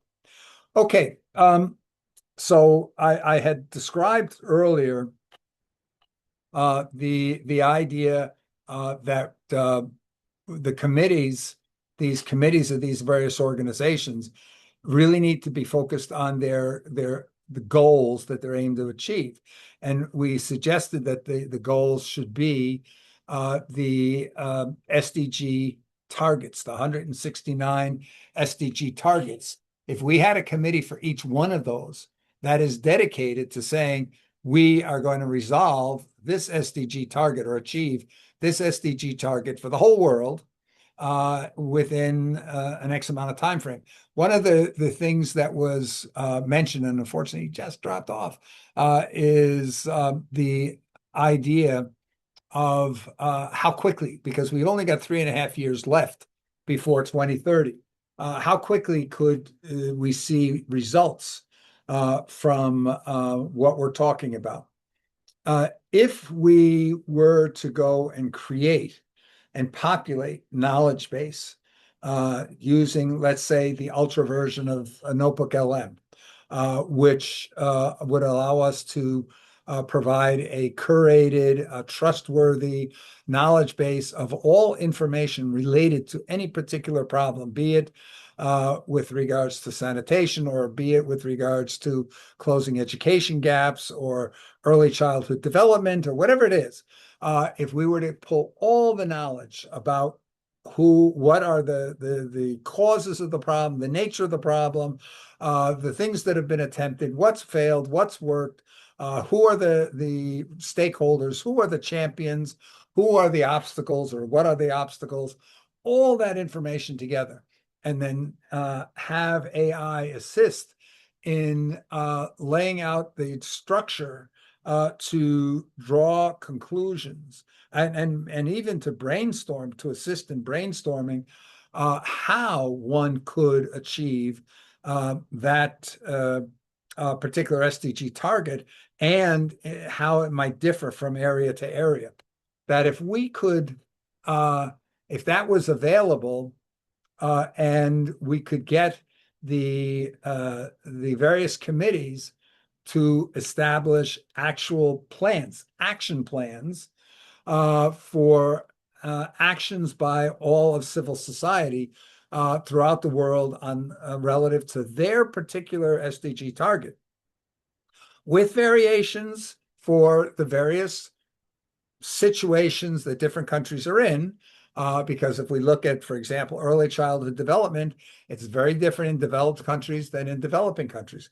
If we look at education, a simple thing like literacy, we see that in sub-Saharan Africa, many countries, it's in the high 80% of 10-year-olds are essentially illiterate. So they need a different kind of an approach to solution than perhaps in a developed country where you have only 40% that are illiterate at 10 years old. And now 40% for a developed country sounds large. That actually is the United States I'm talking about. Their own tests of a year ago showed that 40%, for the first time ever, of 10-year-olds, fourth graders, have not achieved even basic skill level, which means they're basically functionally illiterate. Excuse me, Bill. Yeah. I just wanted to let you know I'm going to exit the meeting for a moment, get into a zone of Wi-Fi, and I'll be right back. Okay, good. Okay, thank you, everyone. Thank you for letting me know. Okay, so at any rate here, I think the whole problem we've got is that we don't have goals to have action plans that include, how do we sell the action plan? How do we cause the action plan to be being acted upon? That has to be part of the plan, because too often we have a solution, we describe a static solution, but then nobody knows how to actually get it off the ground to have action on it. And so when we look here at the fact that we're talking about civil society, the fact that we're talking about the representatives of civil society to the United Nations, that they should be able to go and say, okay, how are we going to do that? And that might be, hey, we've got to reach out to 10,000 NGOs that are not in consultative status to the UN, and we got to get them engaged.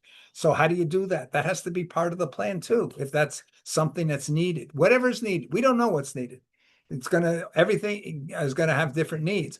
But if you've got a group that is dedicated to coming up with a solution that they believe can bring the desired result about.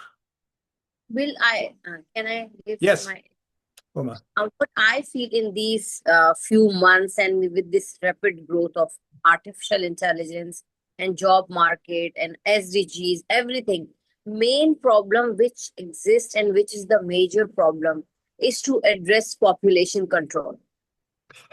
Because I'm telling you, because of the population, because of every kind of age group we have all around the world, and this kind of population, this number of population is such a big challenge Yeah. for poor countries when it comes to education, when it comes to good living or healthy living, or when it comes to just upgrading their living standards. Yeah, Unless it's yeah. not solved, we will remain like that.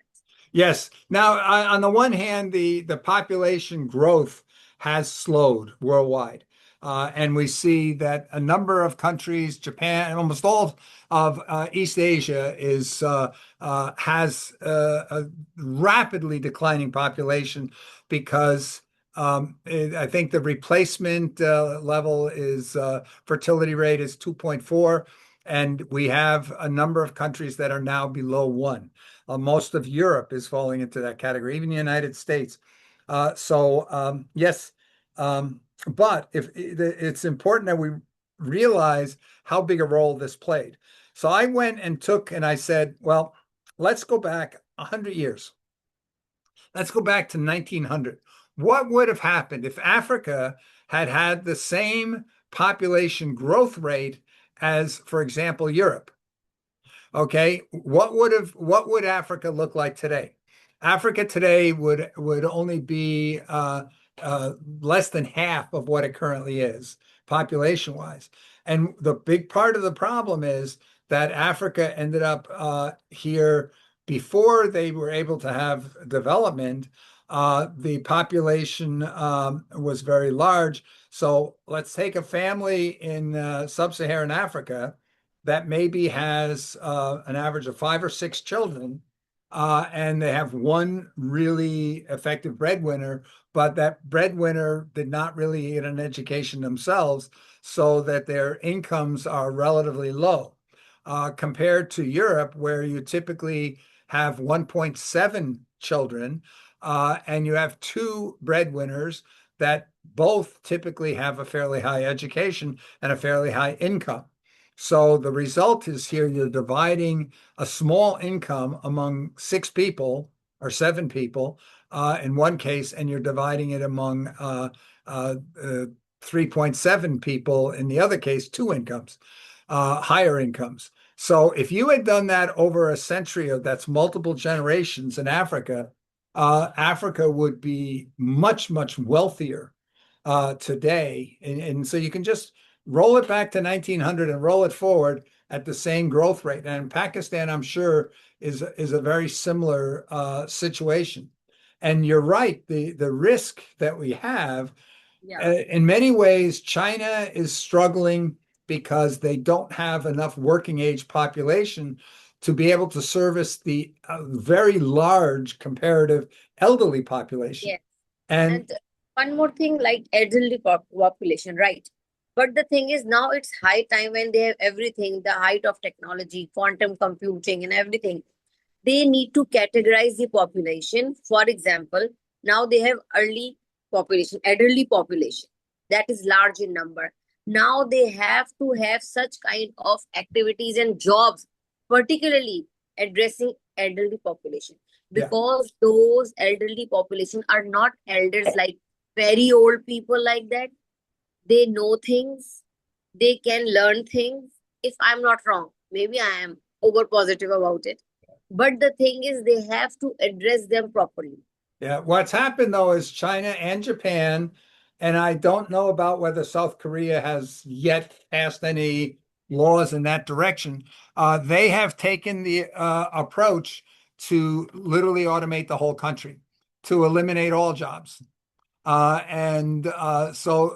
Because if robots and AI can provide all the needs of the people, that will enable all of the elderly population to be served. And right now, I have a good friend whose mother lives in Beijing. And when you hear about that, I mean, she just almost goes like that. And whatever she needs or wants is delivered in minutes. So the care, even the care of doing things like helping people get the physical therapy and everything, the monitoring of the elderly, there's just so much. I've been watching some of the medical that Because, service. yes, because the world is going towards longevity.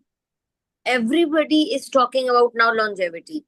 When Yeah, everybody is talking about that, then we should have this plan as well. That's how we can survive with this kind of population, right. with this number of population, not kind of, Yeah. with this number of Yeah, population. but we got right now a dichotomy because China is saying, okay, I don't have enough young people, so I'm going to make the young people not needed. I'm going to make a society will work. And they can do that because the number of young people that they have to find another way to provide income to is small. Pakistan, for example, has a huge young population.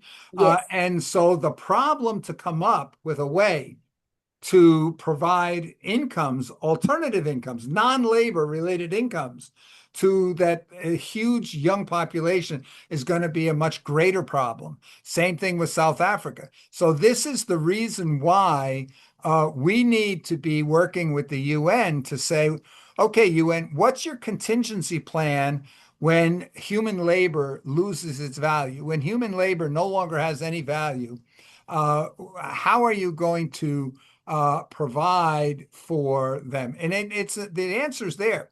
If we take all the world's resources and all the world's production capacity and we share it equitably among everybody, everybody could have a beautiful life.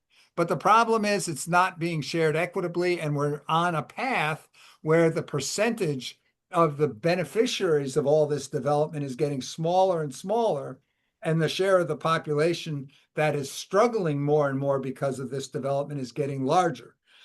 And it's very important that the UN say this problem has to be addressed globally. We can't say, okay, you countries with a big GDP, you can develop a universal basic income where everybody can live okay, but you countries that don't have a big GDP, sorry about that, you're on your own. That would be a horrible solution. that And is a horrible solution. And now it's high time we have to think as a planet rather than country wise or continent. absolutely, absolutely, and that's for climate change. If you just take a look, Planet. in the Arctic Circle, there is an ice chunk in the north in the Arctic Circle, the size of Texas, that has now disappeared. The size of Texas. So we have to realize here, and Norway has at the Arctic Circle measured multiple days above 30 degrees Celsius. We have never ever seen that. The records in Europe right now over 40 degrees Celsius, they have never experienced that before. We are starting to see the potential of where that could take us, but the population hasn't woken up yet. This is a major problem. Anyway, but I want to get back to, okay, what can we do about that?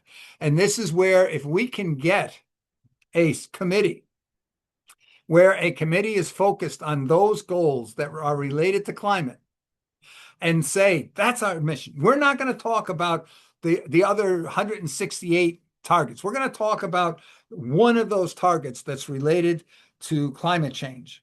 And we're going to come up and figure out how do we actually cause something to happen. Not just go and say, government, you have to pass a law to do this. Because we've seen here that we've been fairly successful in getting governments to pass law and to change their budgets, but it's not changing things on the ground.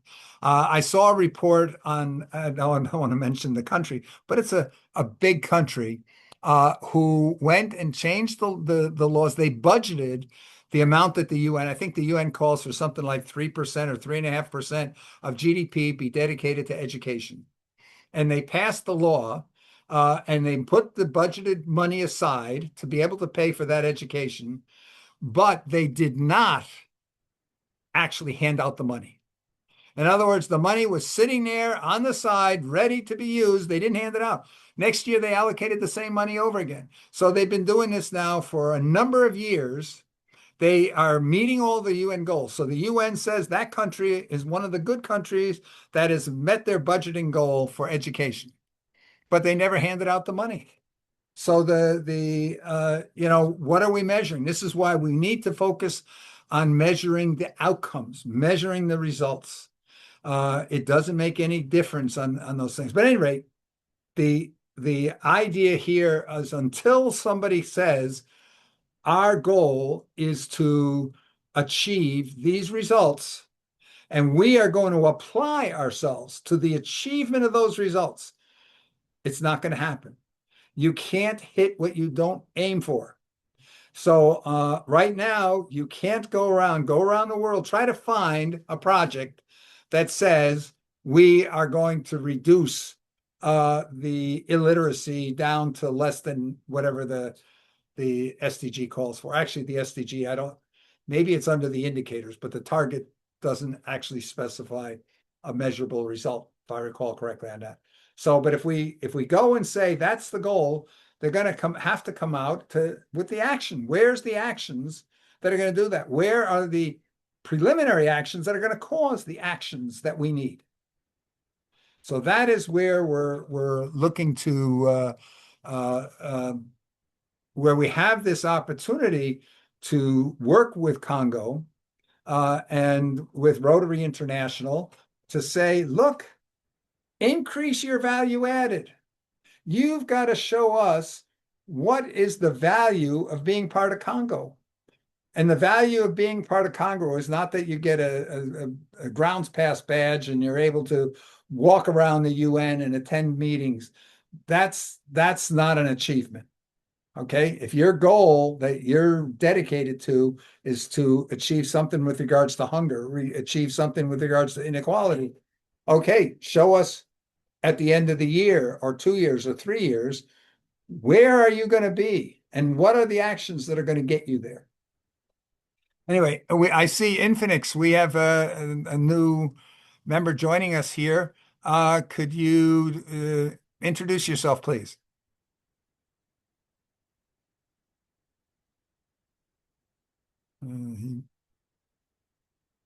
You're muted, Infinix. Yes, I think. Yeah, I think he's not able to join us then. Okay, so Sid, you haven't been with us that many meetings. What do you think about this discussion today? You're asking me? I was asking Sid. Okay.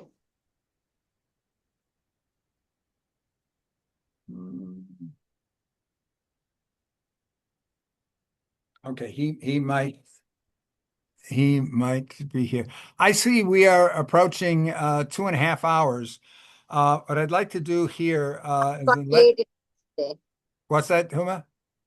I joined late today. Yes, I saw it, but I've got it recorded, so you'll be able to see the recording. I'm going to take this time. I'm going to try to see if I can't pull out the most important conclusions of today's meeting. Huma, the thing for and put it into Notebook LM and get a slide deck, a narrated slide deck out of it, which if you're not aware with Notebook LM, or you can do it directly in any of the tools. With Notebook LM, I use it often. Yes. And again, my question and my point is the same when I was talking about PhD program, because I am completely ready to enroll for PhD. I have done 2 MBA, one in marketing, one in project management. But still, the PhD programs which they're offering, they are quite hectic. And things and tools like Notebook LM had made things so easy. But still, universities are not listening to that. Universities are not ready to accept these kind of things. I don't know what they're doing. Yes, I think we're going to see a big change in the not too distant future. There are several schools now that are using these tools. But there's a difference because a lot of the education community is using the tools to help the teachers make their lesson plans, help the teachers make curriculums, help the teachers, grade tests, make quizzes and tests and grade them. But the idea here is showing young people how they can use tools like Notebook LM to be able to go and learn. So in other And words, teach people how to use the tools to learn. What version of Notebook LM are you using? The free, the pro, free or version. adult? I'm using the free version. Okay. I'm Yes. about to go and take a look. I may be upgrading to Ultra. And the Okay. reason for that is I use Pro and I use it extensively, but I use them all. I use Claude, I use ChatGPT, I I also use use Claude. Gemini. For ChatGPT, can I tell you one thing? Yeah. Like everybody is using ChatGPT, like Mhm. Google, we were used to use. I have given a prompt to ChatGPT that whatever the question I ask, first you have to address my metacognition skill before giving me the answer. And believe me, it is like helping me like anything to develop my metacognition. Yes. Exactly. And this is something here that I think, so many people they go and say, well, I get bad answers and things like this. And I ask, okay, have you asked the AI to help you develop the questions? Yeah. Right? The whole metacognition part of it is going to be the key to education going forward. So when I talk to young people or their parents, and I say here, if a child is 10 years old, I think they should go and write a book on some master's degree subject I, because you can learn any subject you want in a few months to the level of a world expert. I started learning philosophy. I Now I started with Martin Heidegger because the thing is somehow Bill, I feel that we all have to go back to philosophy, the ideas, the yeah, actual orientation of the brain, how to address time and being, yeah, and then come back to AI again. yeah. And the thing that's really interesting is there's so much that we have learned in our lives that when Yeah, we go and actually study something about it, we realize we learned the wrong thing, or we were just never really told true. the right things. So Mm, I find so many things in history, why, the causes, and who were the parties, and where, what caused what, you read about a battle, but you didn't realize that the migrations was caused by something that took place, yeah, 1,000 miles away. So it's fascinating. But like, for example, one of the things is Socrates. We go in the education field. Socrates is one of our heroes. We yes, we don't realize that one of the reasons Socrates was killed was because he was totally against democracy. He fought yes, democracy, and it was the democratic the political element in Athens that led to his having to commit suicide because he spoke out against democracy. And to get to hear his logic on it, it just it just shocked me because I would have thought just the opposite. And so it's as we do this, but that's of course an interesting challenge here. I spend probably about 35, 40 hours a week in discussions with one or another AI on something. wow, And the learning effect, because I very seldom get a question and answer. I get a discussion, and it's a back and forth, back and forth, back and forth. what is I am just working on metacognition. That Yes, how question is addressing my metacognition. yeah. I've I've given this from permanently to GPT. That whenever I ask any question, first you have to address my metacognition, then give me the answer. Mm. I want you Secondly, to send me in the chat, not the chat here. Send me in WhatsApp Send me WhatsApp. some examples of your I standard prompts. will be amazed to see that. Secondly, when I just searching about philosophy, I said, okay, who is the contemporary philosopher? They gave me the answer, Simon Critchley. I said, okay, fine. I started searching Simon Critchley on Instagram. I got it. I got his name, I got his profile. Then I DM him.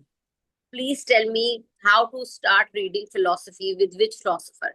He said you should start reading with Martin Heidegger, of his book Time and Being. I started with that. Can you believe? That's how I tried to find out. It is really fascinating, but we talk about the recognition. If you look, because you've been working with this, if we look at the last 1 to 2 years and the progress that AI has made, the quality of discussions that you can have today is just so far advanced. My Very, son is an executive of a major robotics company, one of the biggest in the world, and he until recently he was very negative. He poo-pooed. He said AI makes too many mistakes. AI is never going to be able to do the real work, and he didn't even want to really listen to it. About 2 weeks ago, he got back a project that took let's see, it took 30 32 man months. They paid 32 man months of a consulting company to develop an application for them. okay. He looked at the application and somebody told him, hey, you can do stuff in Claude and it will develop applications for you. He went and he was able to develop the exact same application with the databases, the functionality, all the interfaces and everything. It took him 2 hours. And as a result, he's got development teams in India, in Malaysia, in the United States, in Europe. And he's basically saying, hey, I don't think we're going to need those development teams anymore. So, this is why I keep saying it's only a matter of time on the jobs. And then when people start to see the jobs drying up, people are not going to go and spend the money to go to universities to get the education. That's not going to lead to a job that'll let them pay back the costs. And that is going to be the start of the confidence crisis. We're going to see that with then going into the layoffs and upper middle class. That is going to result in people not being able to pay their mortgages and their car loans and things like that. And we're going to see the financial system collapse pretty quickly. So we need to before that happens, we need to get the world ready. We need to get the UN to step in and take an active role to say, we have to have a contingency plan. It may not happen, may never happen. Maybe that we're going to get a stall in AI and it's not going to evolve. And it may never happen, but it could. But if it did happen, that AI so exceeds human capability that we see here a 20-30% unemployment rate among the upper class, that if we don't have a contingency plan, things are going to unravel very, very quickly. So it's only a matter of saying you need to have a contingency plan of what are you going to do if that were to happen, because the consequences are so severe, we can't take the risk that it happens and we don't have a contingency plan. It is already happening. It is already started happening. Oh yeah, it started. But the thing about it is that there's a general fear out there, but it's not yet a specific fear. When you go and talk Yes, to people, they still, don't want to hear about it. They don't want to know. they Uh, don't want to. yeah. So, but the thing And about it is, they look down upon you when you tell them that it is AI generated or yeah. something like. In Pakistan, even they have made one advertisement for TV. They are saying that it is not AI, it's better than AI. I mean, what kind of, they have made this slogan a TV advertisement. Some people will pay more. They'll pay a premium for something that's handmade. In the future, there are going to be people who will pay a premium for things that are human made.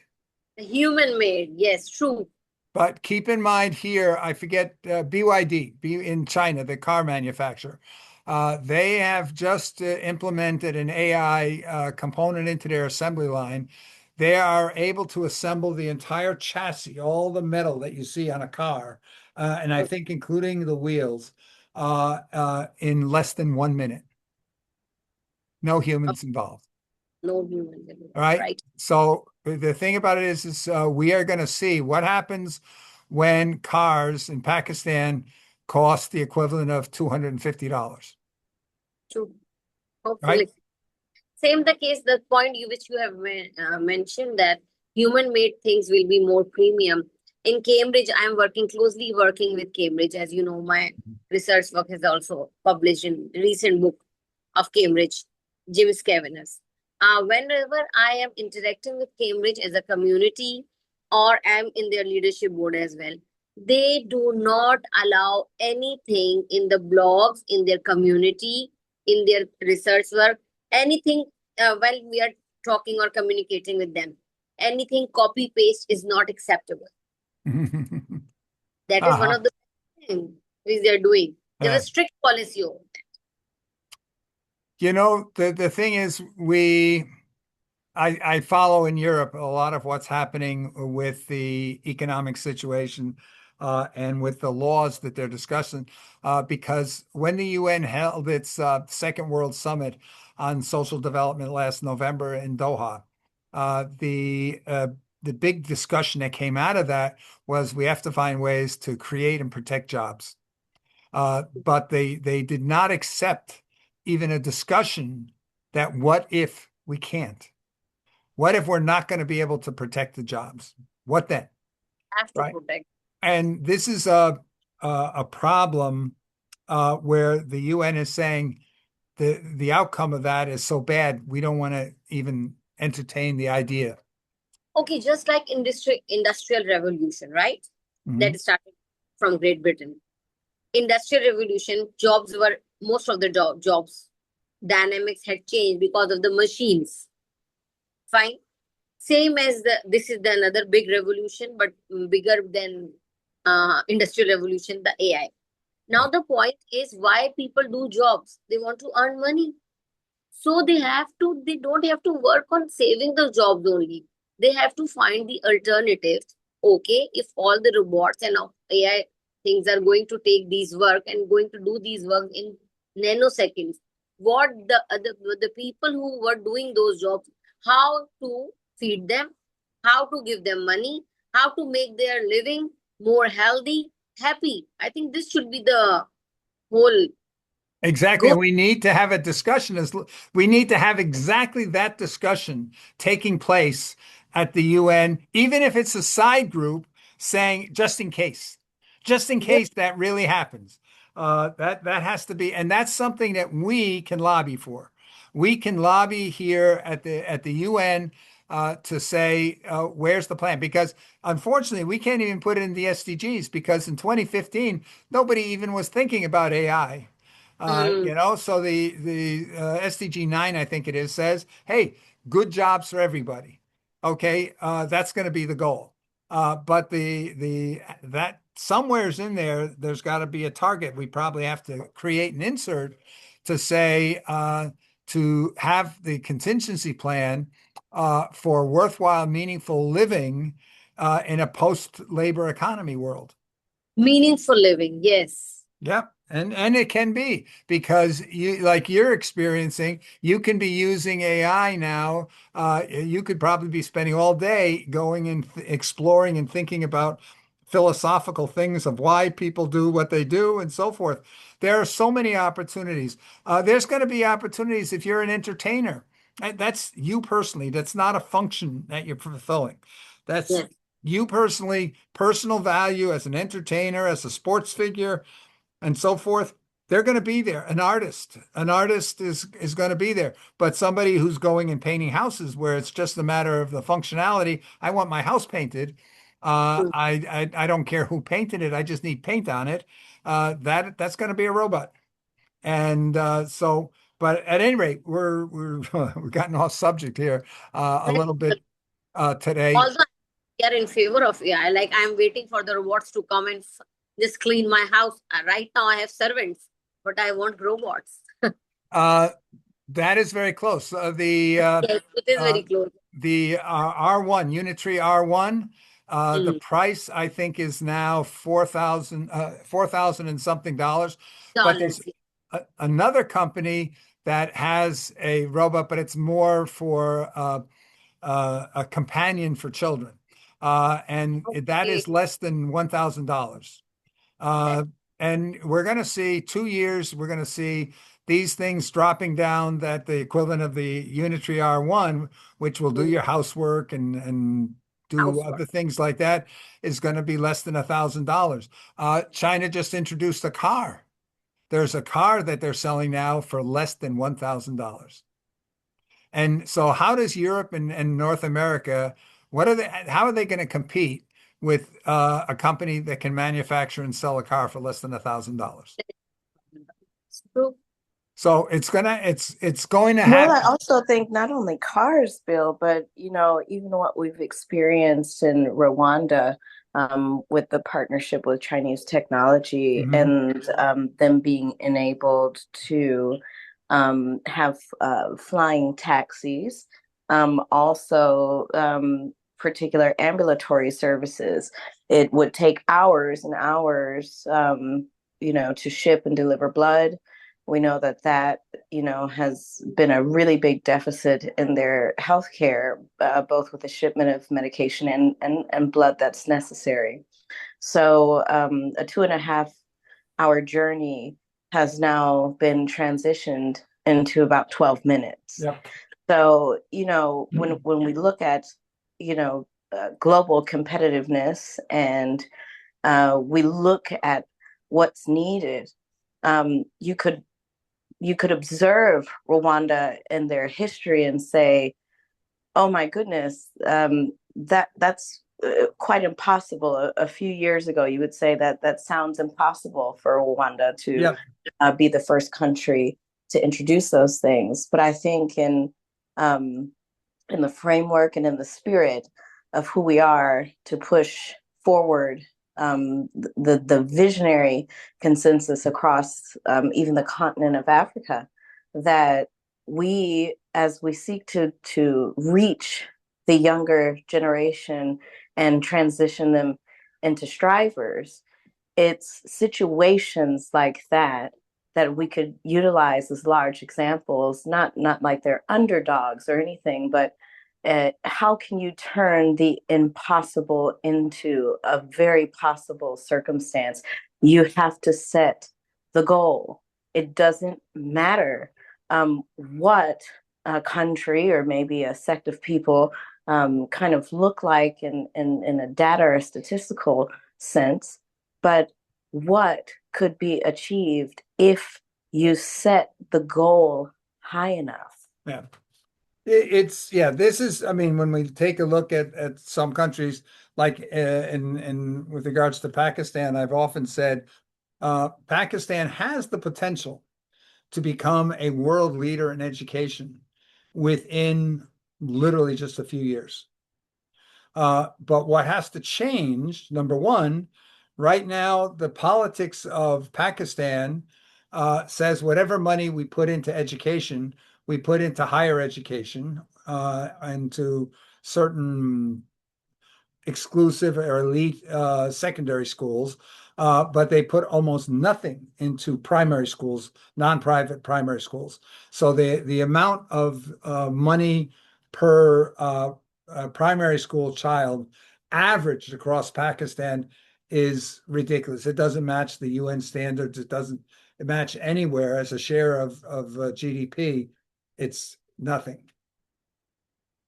You're muted, Huma. We're approaching the 15 minute mark here. Yeah. Okay. Let's let Huma speak. Okay. Absolutely. Thank you. One very interesting thing is when it comes to higher education in Pakistan, there are so many PhDs that are going on. Whenever I have the people, good CVs, and I call them for interviews as a principal, I'm a principal of an O and A level school. And whenever I take the interviews of those PhDs, they are unable to deliver a good demo. They are unable to communicate properly. I don't hire any PhD in my school. Something here that's very interesting. Africa, and I suspect in Pakistan to a degree, you have as a percentage of unemployed academics, people with academic degrees that are not employed or underemployed, Highest, is among the highest in the world. Uh, highest so because you they are go, unable to deliver, Bill. They're not able, they cannot deliver it. well, Not I think here it's partially, but I know some very competent people with master's degrees in Africa that are not able to find jobs because there's not enough jobs for the top level academic knowledge to employ them all. Now, and what same becomes very in interesting India. is you're interested in philosophy. I forget the philosopher's name, but there was somebody came out. It's called the elite overabundance, the overabundance of elites. When there are more people with elite education, then there are the ability of the or the need of the society to absorb those. That historically, that has almost always led to a revolution. And what was very interesting is the Communist Party of China, when that was originally founded, it was not the lower class that founded the Communist Party of China. It was elites, intellectuals, and academics that people came from wealthy or upper middle class families, had tremendous education. In fact, the interesting thing was the highest profession that was listed for people who founded the Communist Party of China were teachers. It was mostly teachers. But the this is a problem because I've been given thought. We found a solution that we believe could close the education gap in developed countries like the United States, that would enable And every, same India as well.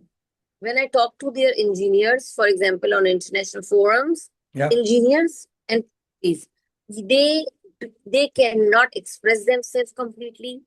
They are in their own shells. I don't know how it will, how we are going to just face this thing.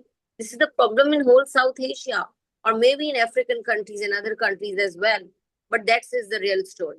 Yeah, That but is the it's real as I thing. say, the ones I know have participated in something called the Hult Prize. The Hult Prize offers $1 million to students at the university levels who have ideas for social entrepreneurship startups, and they can get up to $1 million. I was a judge a couple of years, and the people there, the young people that I met were tremendous. They were so good at presenting because that's that they were in the competition. But despite that, they could not get jobs. There just were not the jobs there. And they had master's degree and engineering master's degrees. So the problem came about, let's say we were to take everybody and we made it possible that everybody could get a top quality job as an engineer, that are a doctor or whatever, but that every single person is able to get a top grade education, 100%.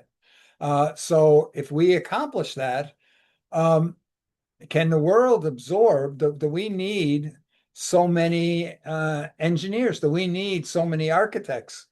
So this theory, which is documented in this book, the elite abundance. And I think you can probably YouTube search for it in YouTube. But this is, hold on, let me just see.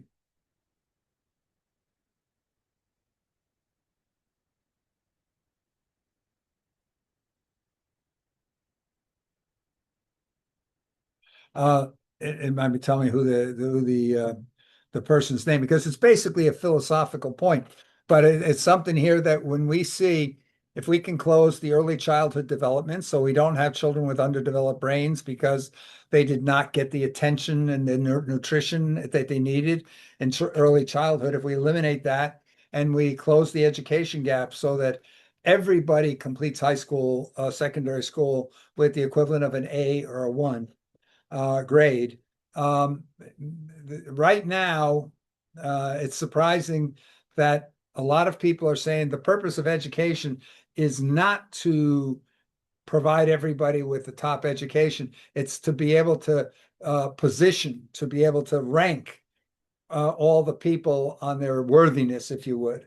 And this is a little bit of a surprise that I hit that if you come out and say we can close the education gap and give everybody a top quality education, I was surprised to find that there was pushback.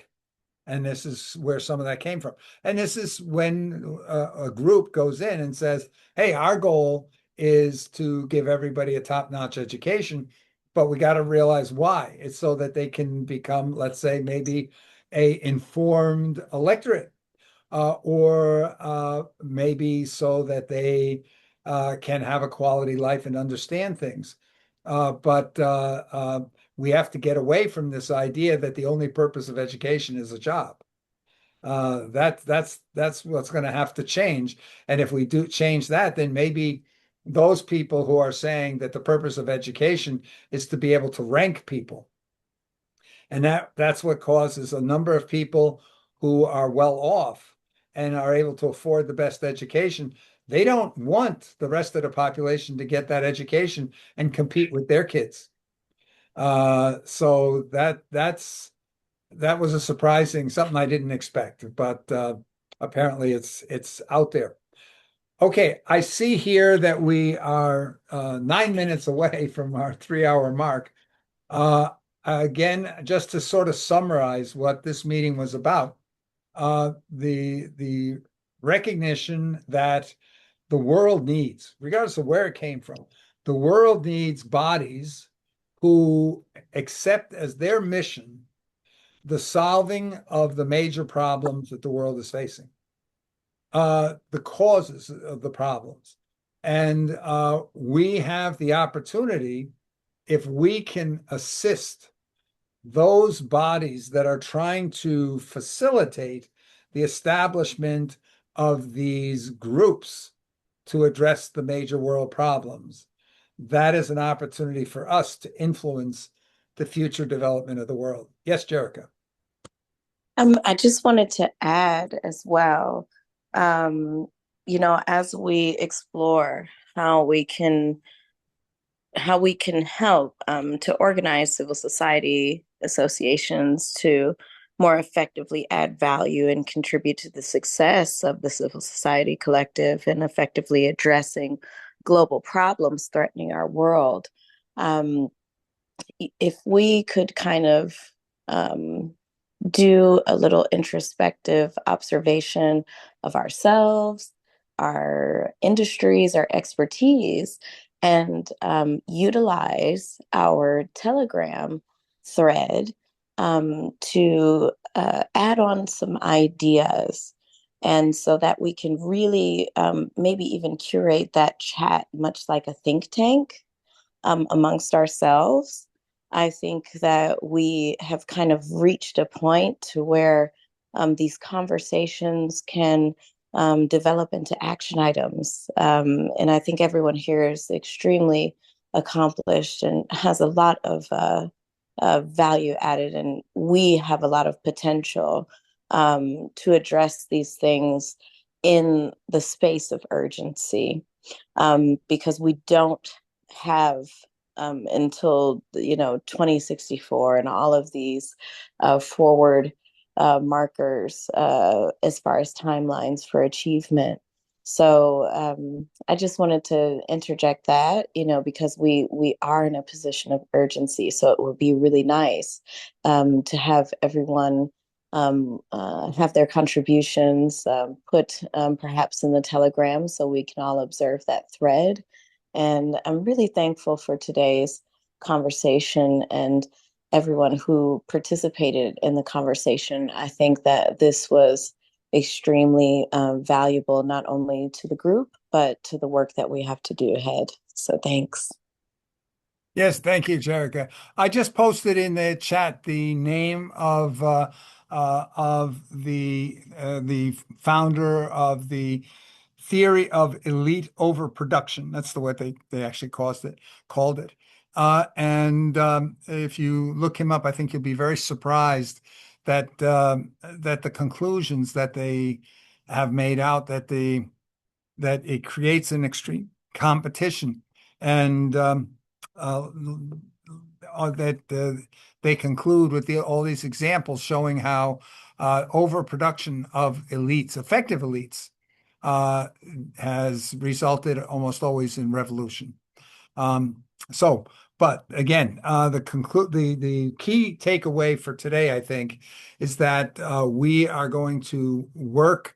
It's basically as a project, work on being able to perhaps use AI to influence these associative bodies of civil society on the one hand, of Rotary clubs on another hand, so that the central functions provide more value added to the bodies, the committees that are trying to solve the problems, that are committing to solve the problems. The danger for us a little bit with Congo is that the majority of members there are not necessarily interested in helping solve the problems. They are focused more on getting the United Nations to see things their way, to being able to influence the UN to support their position. So they see themselves primarily in an advocacy role rather than a problem-solving role. And what we have to do is try to encourage civil society to have some body, some group that will work together with the UN and work to enable the NGOs that are willing to work with the UN and trying to solve the problems. Um, we need that. We need bodies that see their role as finding ways to maximize the success on the ground. And 3 years, I do believe if somebody came up with a concrete plan that included actions on the ground that were going to do something about illiteracy or education, we would be able to see a global impact in less than 2 years. For example, if we did our readathon campaign and called for every child in any school in the world to spend at least 40 minutes a day for 1 month, either reading or learning to read, that would dramatically improve literacy worldwide because in so many parts of the world, the children, even into early teens, have not read 20 hours in their lives. And this would have a dramatic impact on the decline on the percentage of literate young people in the world. So, with that, does anybody want to make any final comments before I call this meeting to a close? Okay. Thank Yes. you. Okay. Yes. Thank you, Uma. Oh, The okay, only guys. like I was telling you this thing. Still, we are standing over there with all these things, with all AI inventions and everything. We have to sort out the population, how to categorize the population, and how to use the population, the elderly population. Uh, It's it's going to very be mixed because China is doing and Japan are both actually doing a fairly good job of figuring out how to serve their elderly population literally better than most developed countries, maybe not some Scandinavian countries. not to only serve them now, how to make use of them as well. Yes, Maybe maybe, but it's going to change if AI and automation are able to provide all the needs that everybody has. We have to really think about what does that mean. Now, having said that, there's a movement in South Germany called Brotzeit that stands for Bread and Time. It was founded by actress Uschi Glas in outside of Munich. And what that does is there's a significant share of impoverished children in Germany, mostly people with a migrant background. But these children very often they don't get breakfast at home. They go to school hungry, and in many cases there's nobody at home, no adult to talk to them, or no adult that talks to them in German because they speak a different language at home. So the idea is they recruit the retired, the elderly, that come and serve breakfasts in the schools where these are. In Munich alone, there's more than 10,000 children that are in this program just in that one city. So the elderly serve them breakfast, but the elderly also donate time after school and things to talk to these kids, to read them stories, to do all of the things that their parents don't have the time or ability to do. So it gives the elderly that are engaged, involved, it gives them purpose in their lives so that they feel good and useful. But it's also doing a great job of providing these children with what they otherwise would be missing in terms of just having that personal dialogue with somebody. These elderly are almost acting like their grandparents.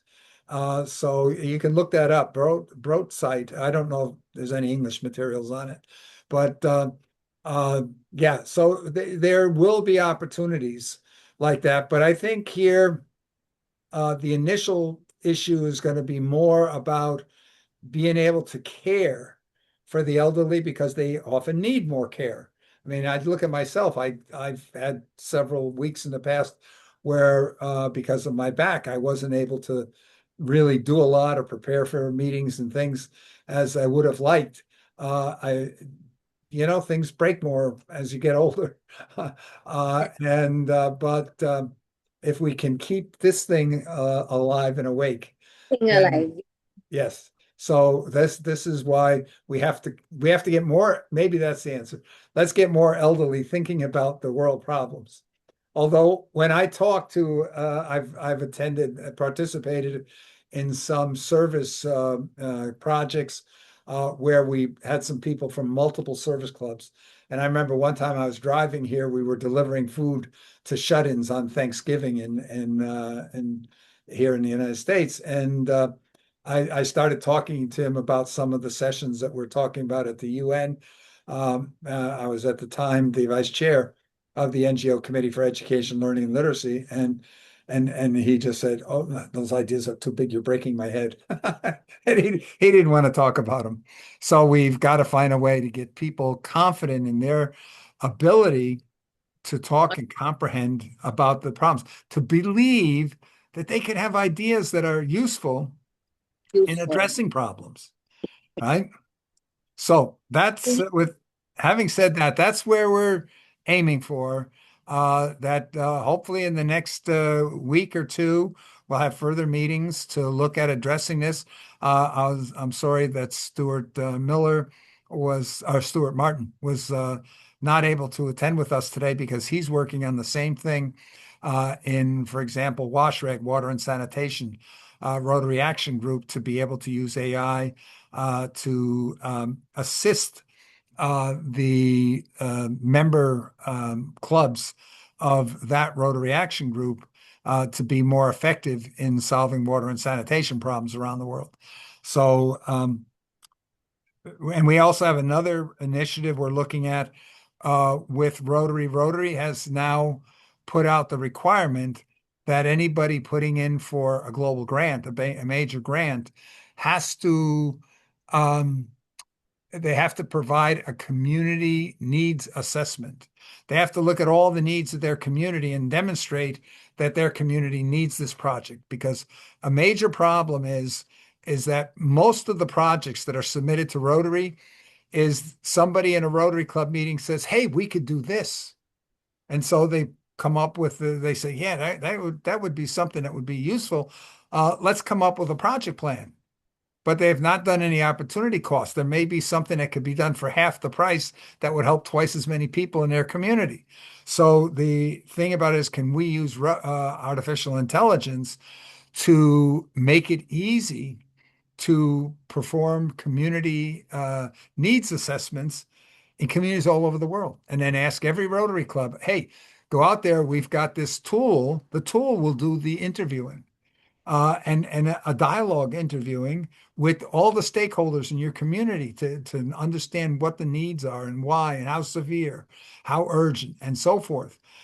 So that the Rotary could end up with the largest inventory of world needs and be able to go and look to where is the best place to devote time to coming up with solutions to the problems that actually represent the greatest need in the world.